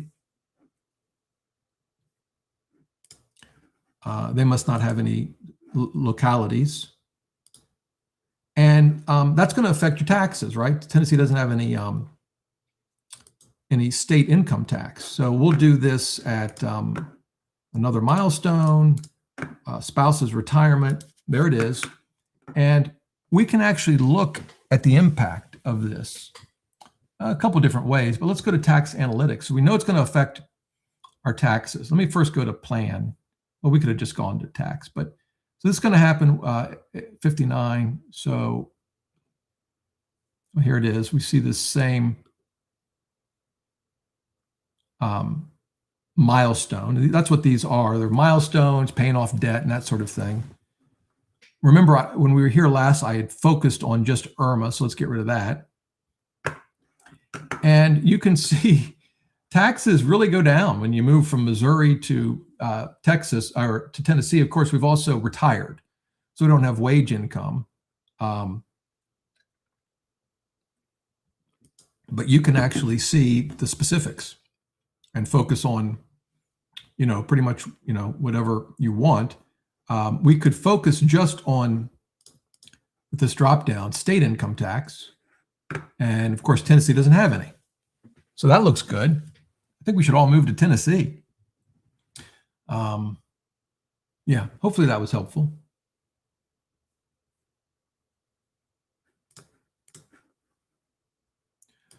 So those are milestones. I've kind of touched on them quickly. I'm gonna go back there. I want to delete the this milestone for now.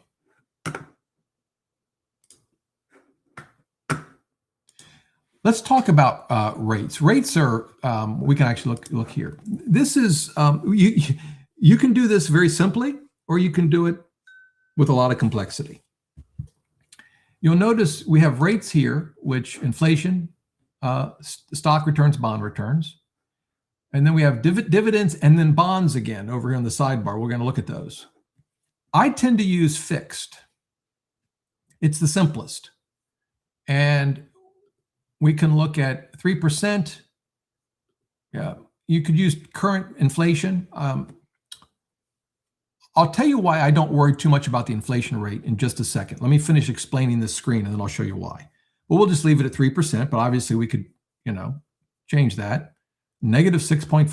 Let's put it back to 3. If you think benefits that are subject to cost of living adjustments, you could have an adjustment for that, be negative or positive.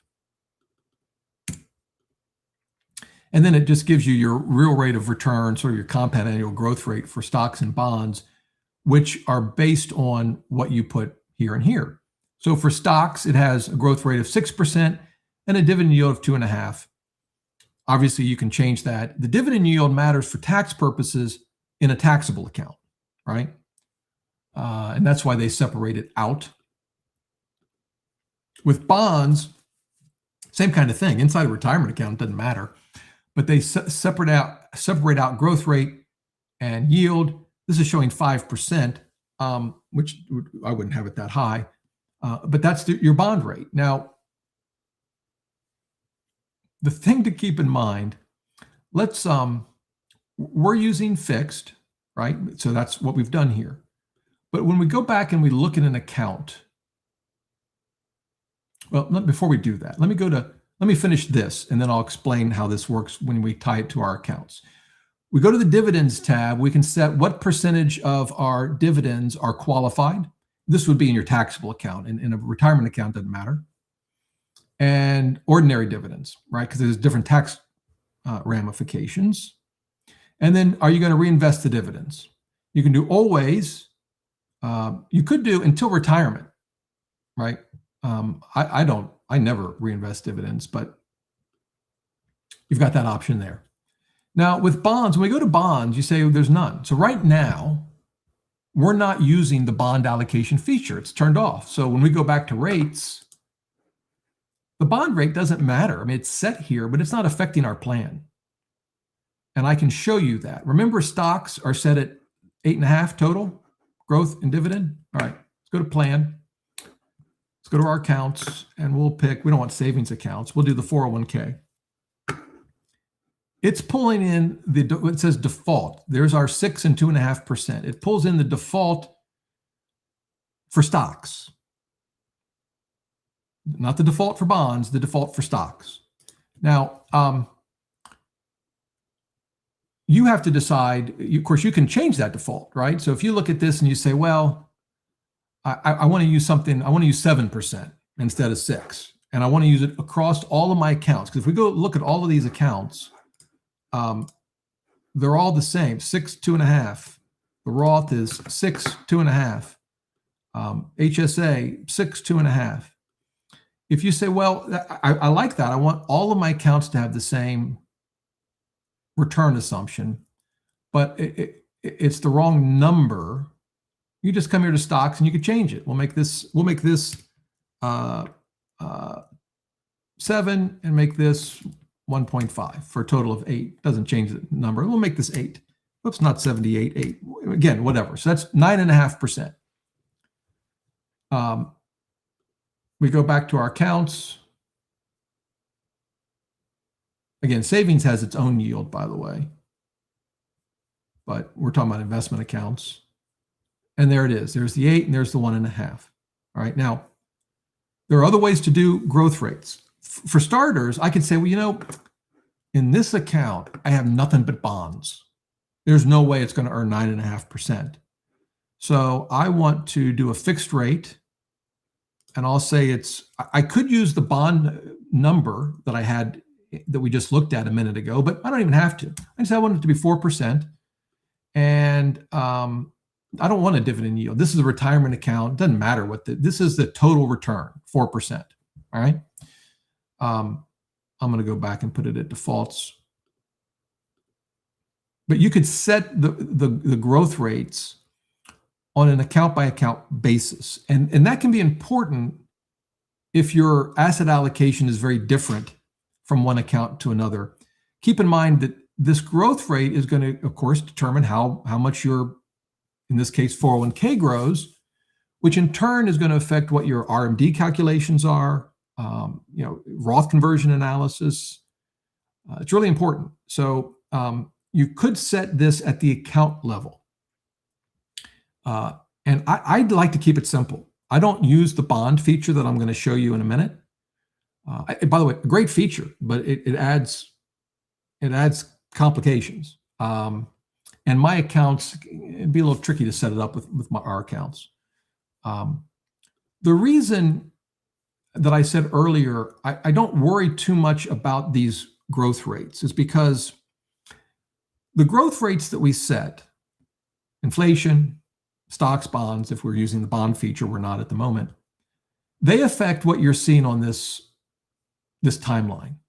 This timeline is what they call deterministic. All that means is it's assuming that every single year, this is what happens. Every single year throughout till the end of the plan, inflation is always 3%. Stocks are always, in this case, a total return of 9.5%. Bonds are always 5%. In this case, it's not using the bond numbers, but if it did, it never changes. Now, we know that that's not how life works. This is very common in financial planning software when you're looking at the timeline like this. But we can do chance of success, which is right here. And we can run a chance of success, which I'm going to do. It's 100%. Let me change something. Let's increase expenses. I don't want it to be 100%. I don't know. Let's try, 50,000. See if that changes chance of success. Still 100%. Well, we'll leave it at 100% for now. This is running simulations where there's all kinds of different inflation rates. There's all kinds of different investment return rates. It's not simply taking our assumed growth rates and plugging them in every year, right? And we can see what it's doing if we hit this customize button, and the first thing is data source. And I almost always use historical data. So for stocks, it's the S&P 500. Same with yield for dividends, and US inflation. You could do what's called a normal distribution. This would be like a Monte Carlo simulation where you have to set the mean, the average, and the standard deviation, and it will look at your growth rates. Well, I guess the mean here is 8%, so you set the growth rate here for this Monte Carlo simulation, and it'll run that kind of simulation. I personally find just using historical data is fine. Now, one thing I want to show you, if we go back over to settings, go to bonds, I'm going to turn them on. I'm not going to edit anything yet. We can come back to this. But once I've turned them on, I go back to chance of success. I go back to the customize. I go back to data source. You'll notice that bond returns is now another option. And let me get off the screen because I see I'm covering some things up. It's another option. And so it uses historical bonds, 75% government bonds, 25% corporate. That's fine with me if we're using bonds. We'll leave the bonds turned on. It's not that big a deal for now. So that's the data source. And then the methodology, we can say it's going to be historical, right? And it's just a random start. It's going to start somewhere. The start date's going to be random. So just to look at that, in this last run, the first start date, hang on. It's not, it's sequential. Well, here's what I'm looking at. The start dates, 1928, 29, 30, 31. It just runs through all of the different years that it has data for. The data goes back to 1928. We could change that. We could say, let's do random start, random loop back. And I'm going to make this 12 threads, which I think is the highest. It just speeds it up. We could even increase the trials. Let's try 2,000 and see how long that takes. Let's rerun that. Let's run it through 2,000 historical trials, but with random start dates. And the loop back is, if it starts, let's say the random start date it picks is 2017, then, well, it's going to quickly run out of data because it's 2026. So then it'll pick a random year to restart.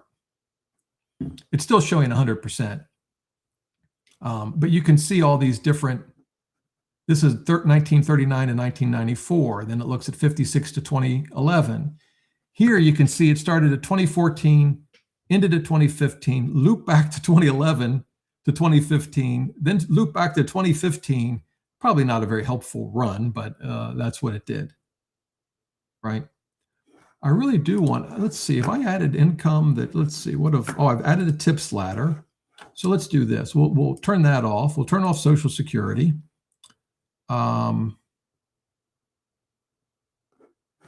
Surely we've got a chance of success that's less. Wow.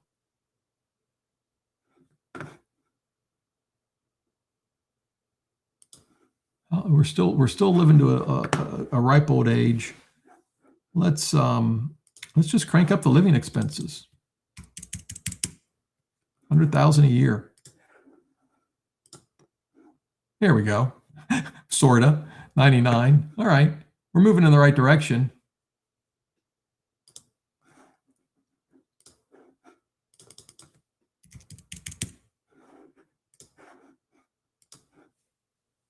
Okay, well, at least it's a little off. Man, they're in good shape. Now, one thing I want to show you, notice it's 94.75. Let's run it again.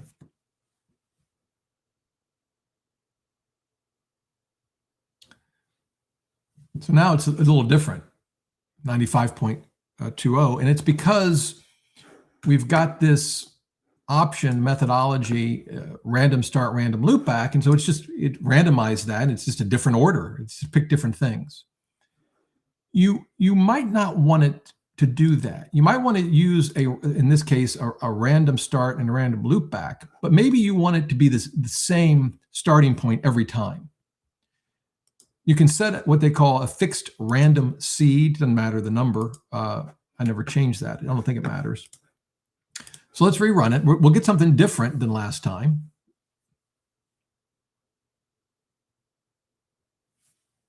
So now we're at 94.85. We should get the same thing.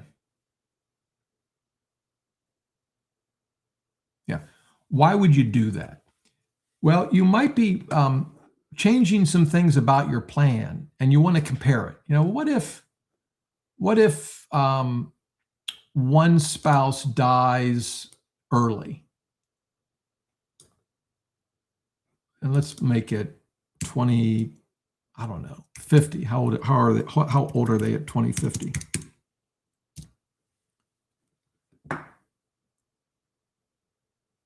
That makes a big difference.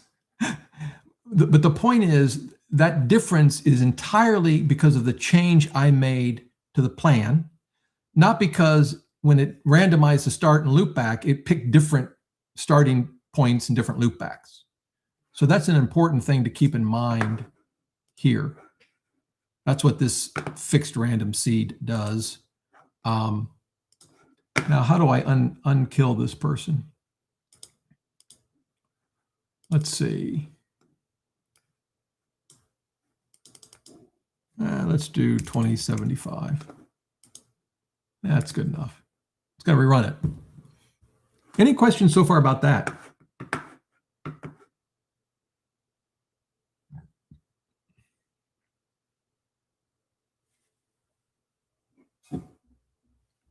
That's true. I do reinvest inside a retirement account. That's true. That didn't show the, there it is. I do reinvest it. That's true. I do reinvest inside a retirement account because I can always rebalance without tax consequences. I don't reinvest dividends automatically in a taxable account because I want to decide for myself where I'm going to put them. I reinvest them, but just not automatically. I should have been clearer on that. There's a lot more to chance of success. For one thing, this says it's excellent. If you click the excellent, you can actually define what excellent, good, fair, risky, what the triggers are here. 90 to 100% is excellent. I've never changed it, but I guess if you wanted to, you could. 2,000 trials, again, we set that ourselves. It's pretty quick, but I suppose you could do fewer trials. You can look at your net worth, your expenses, and your withdrawal rate. And this is before retirement, before the spouse's retirement, the median, the average, and so on. these are the individual trials that were run. So you can click into one and it gives you this timeline version of it and year by year data. Very, very useful if you want to dig in, particularly if, one way to run this is to go back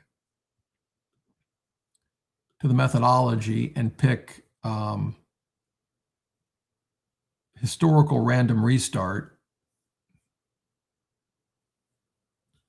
And so you can look at this in a card view, which looks like this. And you could pick, I often go into like late 1960s, because these were really bad years for retirees because of inflation in the 70s. And I could see, well, if that happens again, that doesn't look good, right? And so I can understand, I need to think about this. If we have a repeat of the 70s, maybe we'll be in trouble. So I think that's very useful.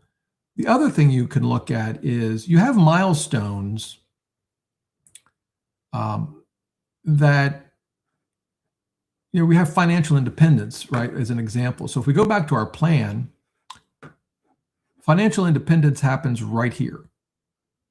That's when 74, what year? 2053. But again, this is a deterministic timeline, meaning it's assuming the same rate of return, same inflation every single year.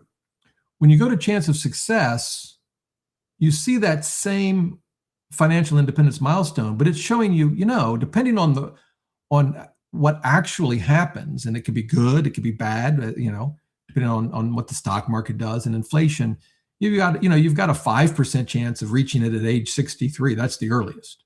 That's if things really go well. But if you go all the way over here, you might not reach it in the worst runs. You might not reach it until 87, right? So I think that can be useful to understand the impact of fluctuations in the stock market and inflation on your goals, right?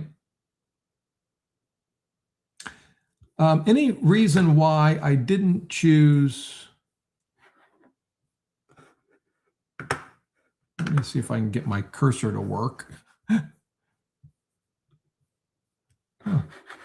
My computer, here we go.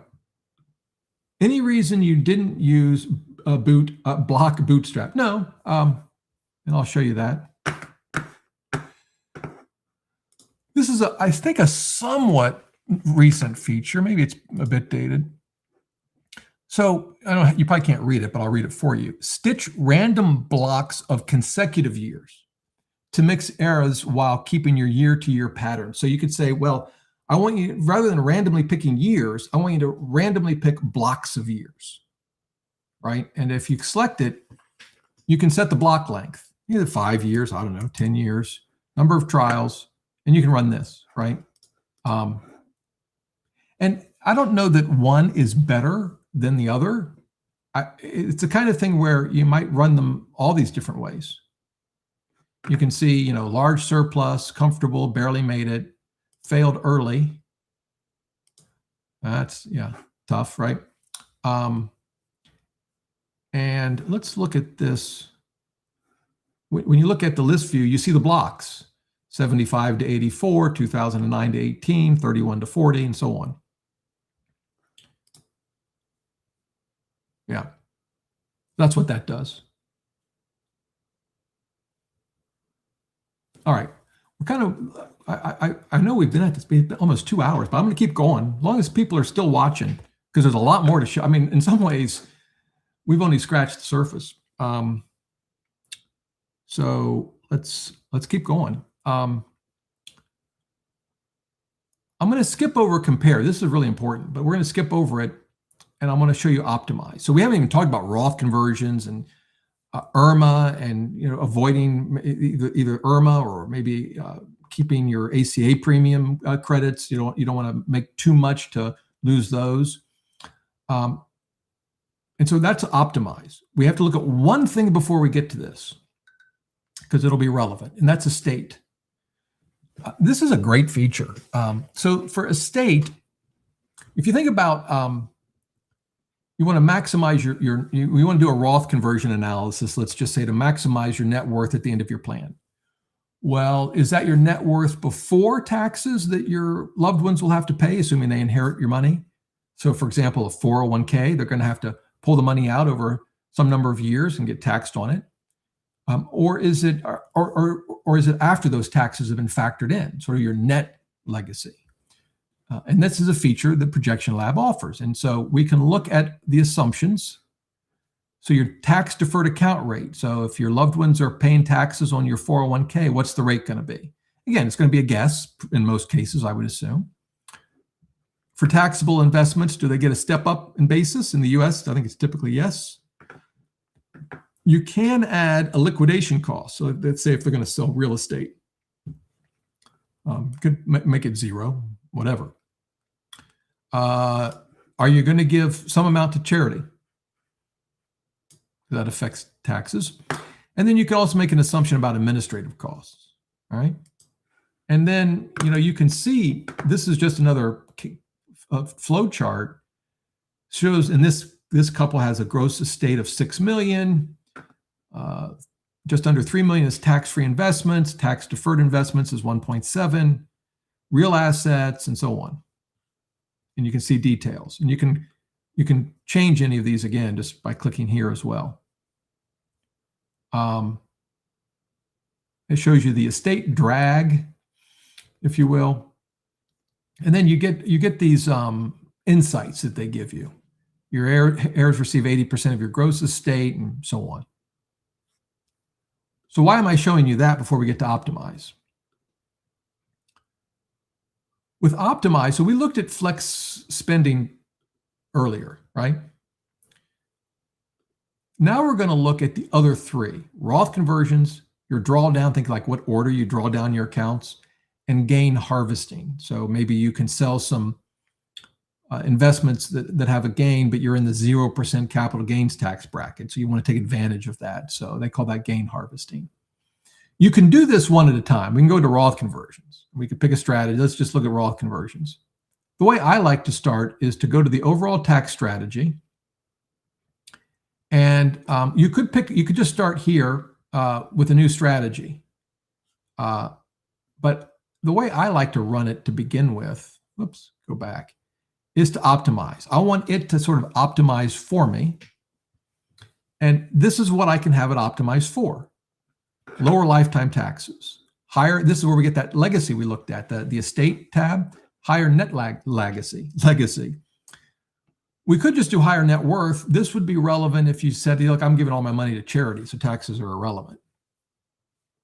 You could optimize for a lower effective tax rate, lower RMDs, and reduce IRMA surcharges. Let's pick that one. I'm just, we'll see. But, and I always do extreme. You'll see it just takes a few seconds. You can see over here, it's running through a lot. It's looking at convert, which is Roth conversion.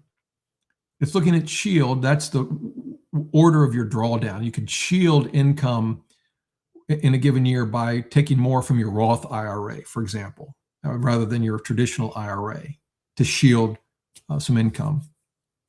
And then harvest, we talk about the gain harvesting. So some of these some of these just do one thing, like this top one at the moment just converts. So does this one. This one does all three. You'll notice the difference between number 1 and number 5 is not very much.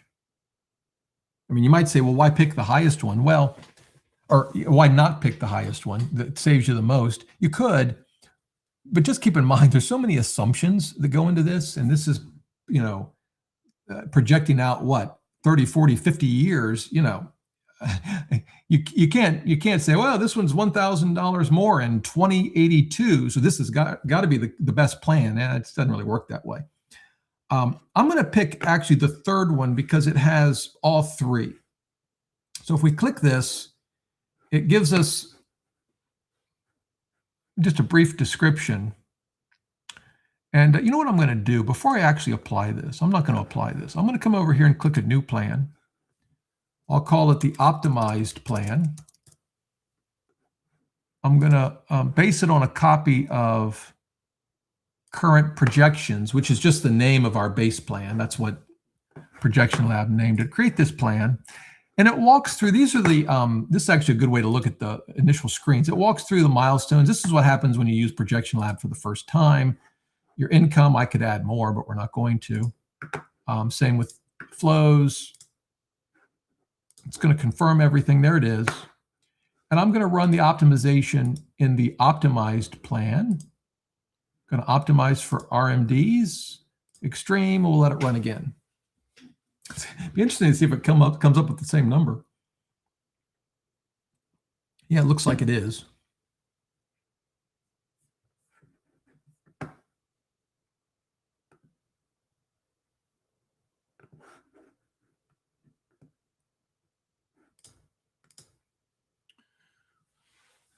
Have wondered if there was a way to take into account tax brackets that would be paid by children which are much higher. Yeah, and we looked at that in the estate settings, right?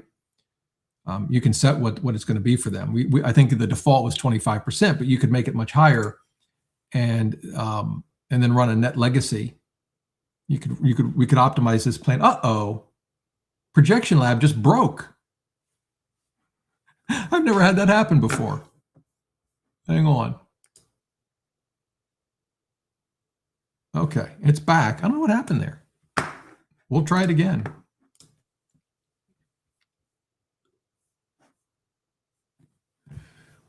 So yeah, you could, that's one feature. I don't think Boldin offers that right now. I think this is one area where ProjectionLab's ahead of Boldin. Okay, here we go. I think these are the same we looked at. So I'm gonna implement, I'm gonna apply. I picked this one again just because it's using all three so we can look at them. And we can look at income, net worth. There's a lot of different things we can look at. Let's look at net worth. And I guess the first thing that I would do is if we dive into each one, we can see the Roth conversions. This is what they're recommending. There's two different 401ks, one for me, one for the spouse. And these are the conversions that they're recommending, the amounts by year. You can see it here too, sort of just a visual. And of course, the sources are the two 401k accounts. And this shows us the impact on IRMA surcharges. We reduced them by 123,000. We can look to see if there's any more IRMA surcharges, but we can also we can look at tax liability. We can look at the effective tax rate is lower. And this is just the same list, but we could sort of pick what metrics we're looking at. Same thing with here. We can look at rates. And if you hover over a line, it gives you all the details. Taxable income, pension contribution, health savings contribution, and so on. Here are the IRMA charges. So with the strategy, there are still some IRMA charges. We didn't get rid of them all, but we got rid of a lot of them. And you can see that here. Now we could run this again. We could say, well, let's do, whoops, try that again.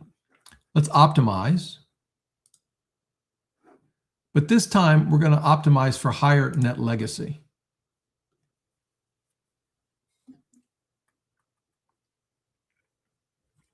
Seeing much bigger amounts in terms of legacy gained.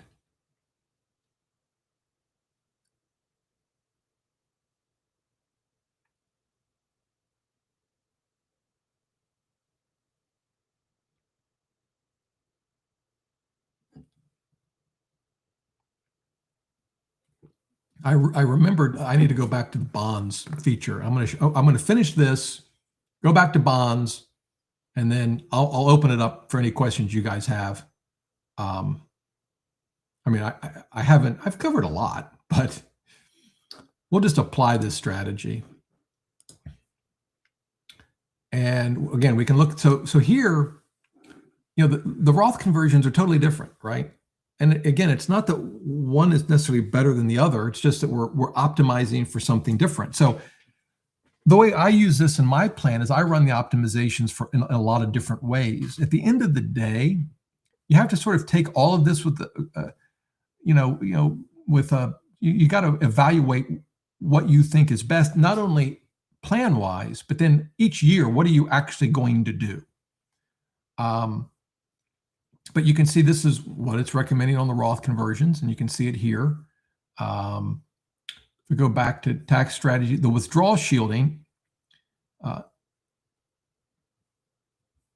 So the way this works, if we look at withdrawal order, we can actually change this. Right? I can grab this and change the order that I want withdrawals to take place. What the optimization, though, does, and let's see here. Yeah, if we just hover over, I just picked a random year, it's taking money from the traditional IRA 401k, it's taking money from the HSA, and it's taking money from the taxable account, right? Because it's decided that based on what we're trying to optimize for, that year, that's the most optimal way to draw down our accounts. If we pick a different year, this was just IRA and taxable. This was excess cash. So the point, though, is that it's often taking from more than one account in a given year, which is usually optimal. You know, the old sort of rule of thumb was take from taxable accounts, then traditional, then Roth. And that can be not necessarily a bad plan. But this is actually looking at and adding the possibility of taking from multiple account types in the same year. Whereas if we were to turn all this off and just decide for ourselves, which we could, right? Let's actually do that. We won't turn it off. Let me see if I change that. If I'm going to go to compare, we haven't looked at this. I'm going to turn on I call it the compare engine. What if? And now I can go to drawdown, and I'm going to do non-qualified HSA withdrawals. If I put this up here, we saw some things change here. We can go back to the plan. It probably won't be a huge change because HSAs are not usually that large of accounts. But we can see, we're looking at all accounts right now. We can see the changes. You actually see them easier over here. No net worth change. Income changed a little bit. Let me actually make a different change. See if I can make it bigger.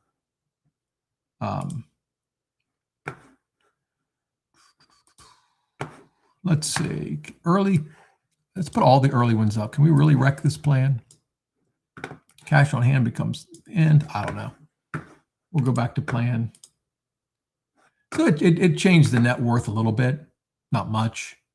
But the point is, I can make changes to the plan. I haven't saved anything yet. I can undo this, but I can look at the differences. I can say, you know, what if we don't take our vacation? I'm going to hide it. It didn't change much because it's just a vacation. What if, let's see, any big custom expense? That was $250,000. So that has some difference. But you could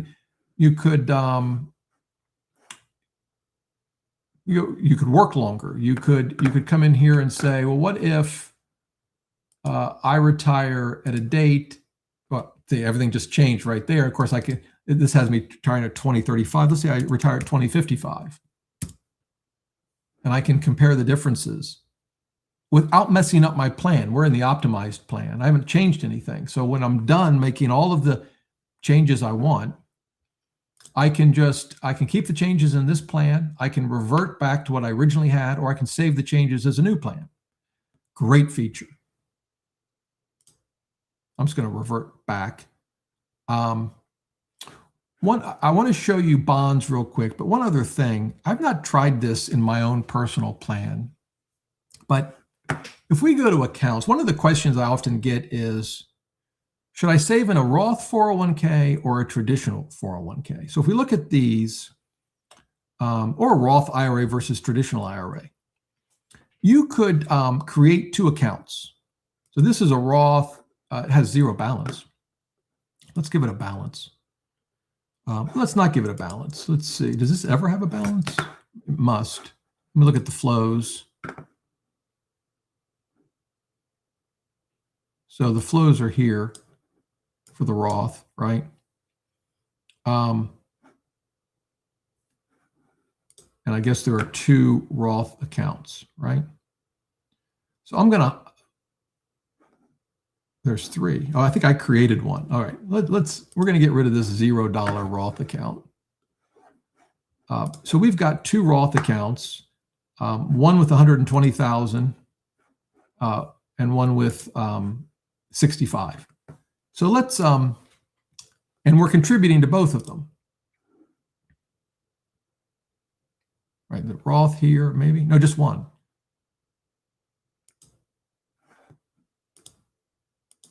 Okay, what I'm going to do, I think this is worth a few minutes, so bear with me. I'm going to delete one of these so that we don't, or no, I can do, well, let me delete. Might not let me here. I can hide it. I'll hide this Roth. I want to see something. If I hide both of them, does it hide the flow? It must. Okay, we're going to just hide it. Here's the point I want to make. Let's create, this will be easier to start from scratch. We're going to create 2 individual retirement accounts, an IRA. It has no money in it. Okay. And then we'll create a Roth IRA, also with no money in it. They have no money. Now we can come over to flows and we can create a flow that's going to go to the IRA, and we'll just say maximum contribution, fine, U.S. limit. I'm going to say always fund because I don't want to change that. So, and you can see some things changed. And then we're going to create a flow for the Roth IRA, maximum, always fund. Now, of course, we're overfunding 2 IRAs, but the point is you can now hide one of them. So you can look at your plan now, assuming you contribute to a regular IRA. And we can even look at, let's look at net worth. And actually, we'll do it as a detailed bar. And then you could do, well, we're going to compare what if. And what we're going to do is we're going to turn this IRA off and turn that IRA on. And I saw no changes, which tells me they're not getting funded. So I'll have to look into that. I don't want to spend the time to figure it out. But you can look at, and you can do this with 2 separate plans as well, I guess. But look at whether the outcomes of funding a Roth IRA versus a traditional IRA. Always fun. I don't know why. I've done something wrong, but I'm moving through this quickly and I don't want to spend time figuring it out. But you get the general idea. Let me look real quick. All accounts. Oh, wait, I'm in all accounts. I want net worth. Still doesn't, there's still no change. Oh, there it is.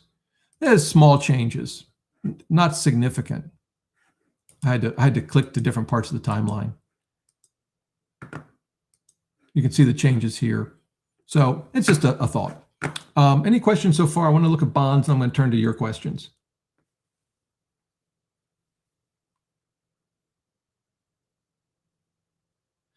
This is a good, interesting question. I haven't thought about this. Does the optimizer use deterministic only? It must use deterministic only. It must. But I don't know how it wouldn't. But that's a good question. I'll have to confirm that. Let me quickly show you bonds. I'm getting tired. Phew. So the bond feature is kind of cool, but you have to have the right account setups for it, I think. So notice it was on none, and then we added a portfolio allocation. So what this allows you to do is to say for your portfolio overall, and let me, hang on for a sec. I need to go to the accounts and unhide some things. So what this is saying is you can set your overall bond allocation across all your accounts. You can actually do it here, dragging and dropping. I find that kind of, you can even click in and add new points. I find that hard to do. So I always click edit. And so this is current age. You have to have current age and you have to have end of plan. All these others we can get rid of in the middle, or we can add them. The idea is, so in this scenario, it says you're at 15% bonds now, and you're going to gradually go up to 40%. Of course, we could make that whatever we wanted. So like during your working years, maybe you're at 10% bonds. I'm just making something up. And you're 47, and at you're going to retire at 65, but at 60, you want to start ratcheting this up. You could do it year by year, but let's just say we go to I don't know, 20%, and then at 63, we go to 30%. I'm just, again, making things up. And then at retirement, whoops, we go to 65, and at 65, we go to 40%. And then we stay there to the end of the plan. All right. And so you're showing this bond allocation over time, right? And it's changing. Doesn't have to change. You could keep it static as well. But that's the bond allocation. And the question becomes then, well, which accounts do you have bonds in? This is where things can get tricky. Right now, you have two choices. You can say, well, just distribute it evenly. I want the bonds to be distributed evenly across all of my accounts, which is what you would choose if that's what your investments look like, right? If you have the same, whatever, 60-30 portfolio, or 60-30, 70-30 portfolio across all your accounts, and this is what you do. If you're like me, you put your bonds in traditional retirement accounts. I could click the prioritize. And then I can just drag and drop. So in my case, it would be, I actually do have an inherited IRA, 401k, 401k. There we go. Put the IRA up there too. And then I would probably make Roth the second one over taxable investments, but you could decide what you want. And assuming that these accounts have enough money to account for how much you're allocating towards bonds, you can see this one is 100% bonds forever. This one starts out low because in the early years, I guess the inherited IRA covered most of the bonds that they needed. But remember, over time in this setup, bond allocation's going up, right? So the bonds that you need in this account go up too. And eventually, you go all the way down to a Roth IRA. Eventually, you got to put some bonds in your Roth IRA, 100% as a matter of fact. And why is that? Well, these are probably getting spent down, part of retirement, these accounts. We could actually go in and look. And you can put in here if some of this, if you're going to use taxable accounts, are you going to use municipal bonds? How much is Treasury government bonds? Because that affects taxes to the extent that you have bonds in a taxable account. So I think this is a wonderful feature, actually. The tricky part, though, for me, is that you'd have to make sure it lines up with your actual accounts in the real world. And that can get tricky. That can get tricky. I personally just use a fixed growth rate assumption for each account, and I base it on my asset allocation for each account. That's how I do it, again. But I wanted to show you this because it's a pretty neat feature, and some of you might want to try it out. All right. I am sure I haven't covered everything, but I'm going to sit back and let you guys do the talking. Anything else?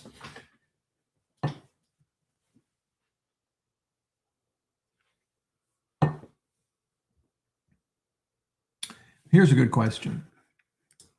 ProjectionLab looks extremely flexible and sometimes complex. In what ways, if any, is it better than Boldin? I think, I don't know if this is better. It depends on your perspective. You can fine tune things to, I think, to a more granular detail in many respects with ProjectionLab. Now that makes it more complicated, right? I mean, just from all the different things we've looked at, and again, there's more I could go through, but I mean, you can really get detailed, and that makes it more complicated. But you might like the detail. I think it's tax optimization, what we were looking at here is all of this is a feature that I think is better than Boldin right now. Oh, by the way, withdrawal, I meant to show you on withdrawal settings. You can use textbook withdrawals. Turn them on. It overrides a lot of your plan, right? Expenses and whatnot. But you've got all of these initial percentage. This is like the 4% rule, fixed percentage, fixed amount, ratcheting, safe withdrawal rate. Some of you will love this stuff. So you can do that sort of thing. I think it's tax. I think they're similar with tax analytics. It's just they're very different in the graphical, the user interface. So it's going to come down to maybe preference. I really like the what if engine, the comparison engine, so that you can make changes in real time. Deactivate an account. Deactivate income, change when you're going to retire. I think this is a really good feature. Having said all of that, I find Boldin easier to use, and that's not to be understated. I think Boldin is easier to use. Oh, I should say too, the chance of success in ProjectionLab has that historical data that you can use, which Boldin doesn't. But Boldin, with those added features comes more complexity. So I find Boldin easier to use. Now, I have fun with ProjectionLab because I kind of enjoy the complexity, but the reality is my retirement plan in Boldin and ProjectionLab looks very similar because for my own personal plan, I don't use a lot of the complexity of ProjectionLab. Yeah, great question.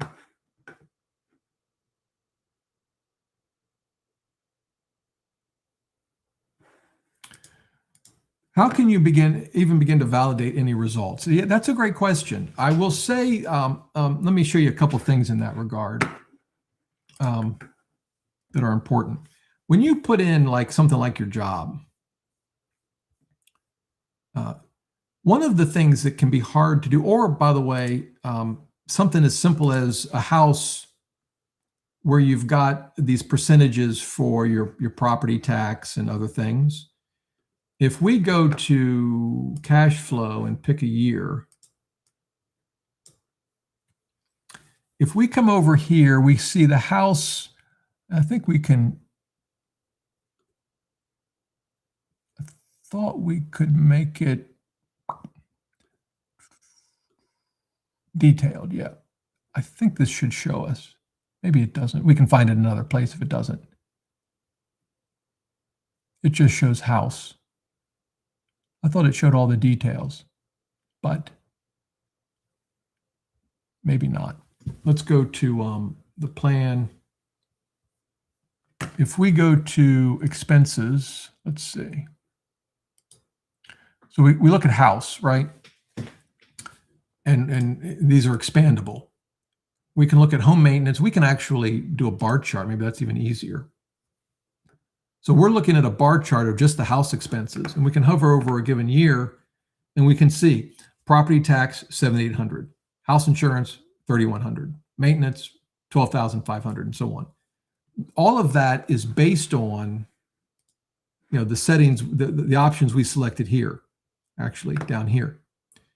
It's important to look at this and say, okay, wait, but is this actually what I spend? Because I find it almost never is. And I have to go in to the housing and adjust these numbers. Some might think, well, maybe I'll just zero all of this out and add it as a separate expense.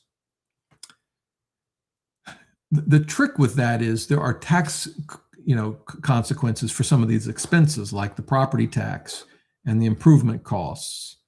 So I tend to try to stick with the way ProjectionLab wants you to do it. You just have to spend some time to look at the results and say, okay, is this actually what I'm spending? And I do the same thing on income. Let's see.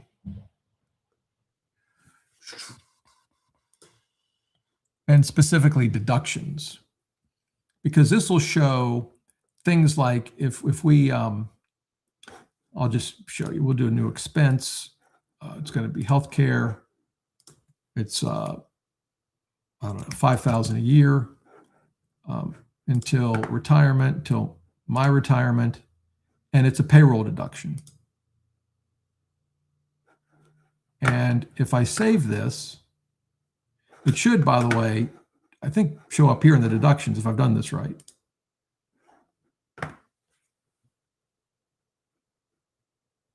But maybe not. Where'd it go? Am I in the right year? Should be. Got the HSA contribution.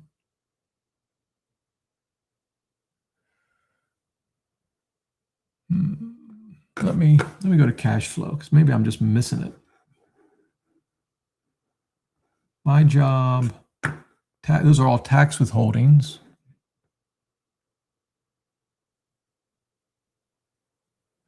So this is where, and I got to make sure I'm on the right year. We go back to plan again.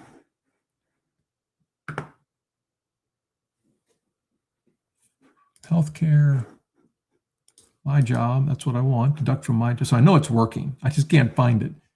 Standard.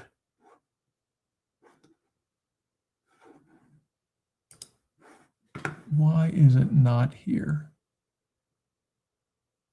Oh, wait a minute. Wait a minute.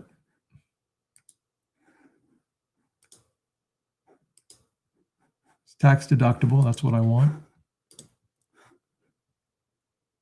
Health. Oh, here, maybe it was here all along. I don't know. But here's the healthcare. It shows up. So if you've got healthcare premiums you're paying through your payroll, and it's pre-tax, you want to make sure that this is correct. The amount's correct. Same thing with your 401k contributions. In this case, an HSA contribution. And then in terms of the forward projections, I don't generally have any concern that ProjectionLab is getting the math wrong. What I have to make sure is that all of my assumptions are reasonable. But again, these assumptions are primarily for the deterministic view. When I go to chance of success, depending on the methodology I'm using, it's going to assume all kinds of markets and inflation, that some are really good and many are bad. So again, I don't know how much that I've answered your question, but I think the biggest mistakes I make are in data entry. I put an expense that I think is annual, but I marked it as monthly. I have an expense that should end when I retire, but it's set to end at the end of plan. Those are the kinds of things that I think I worry about the most and where I've just messed up in the past.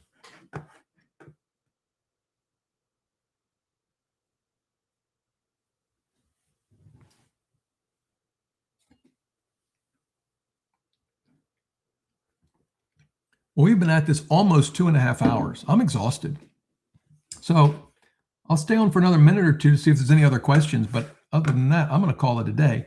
I might try to create a very highly edited version of this video and republish it. But regardless, I'll definitely create timestamps for this thing. For sure.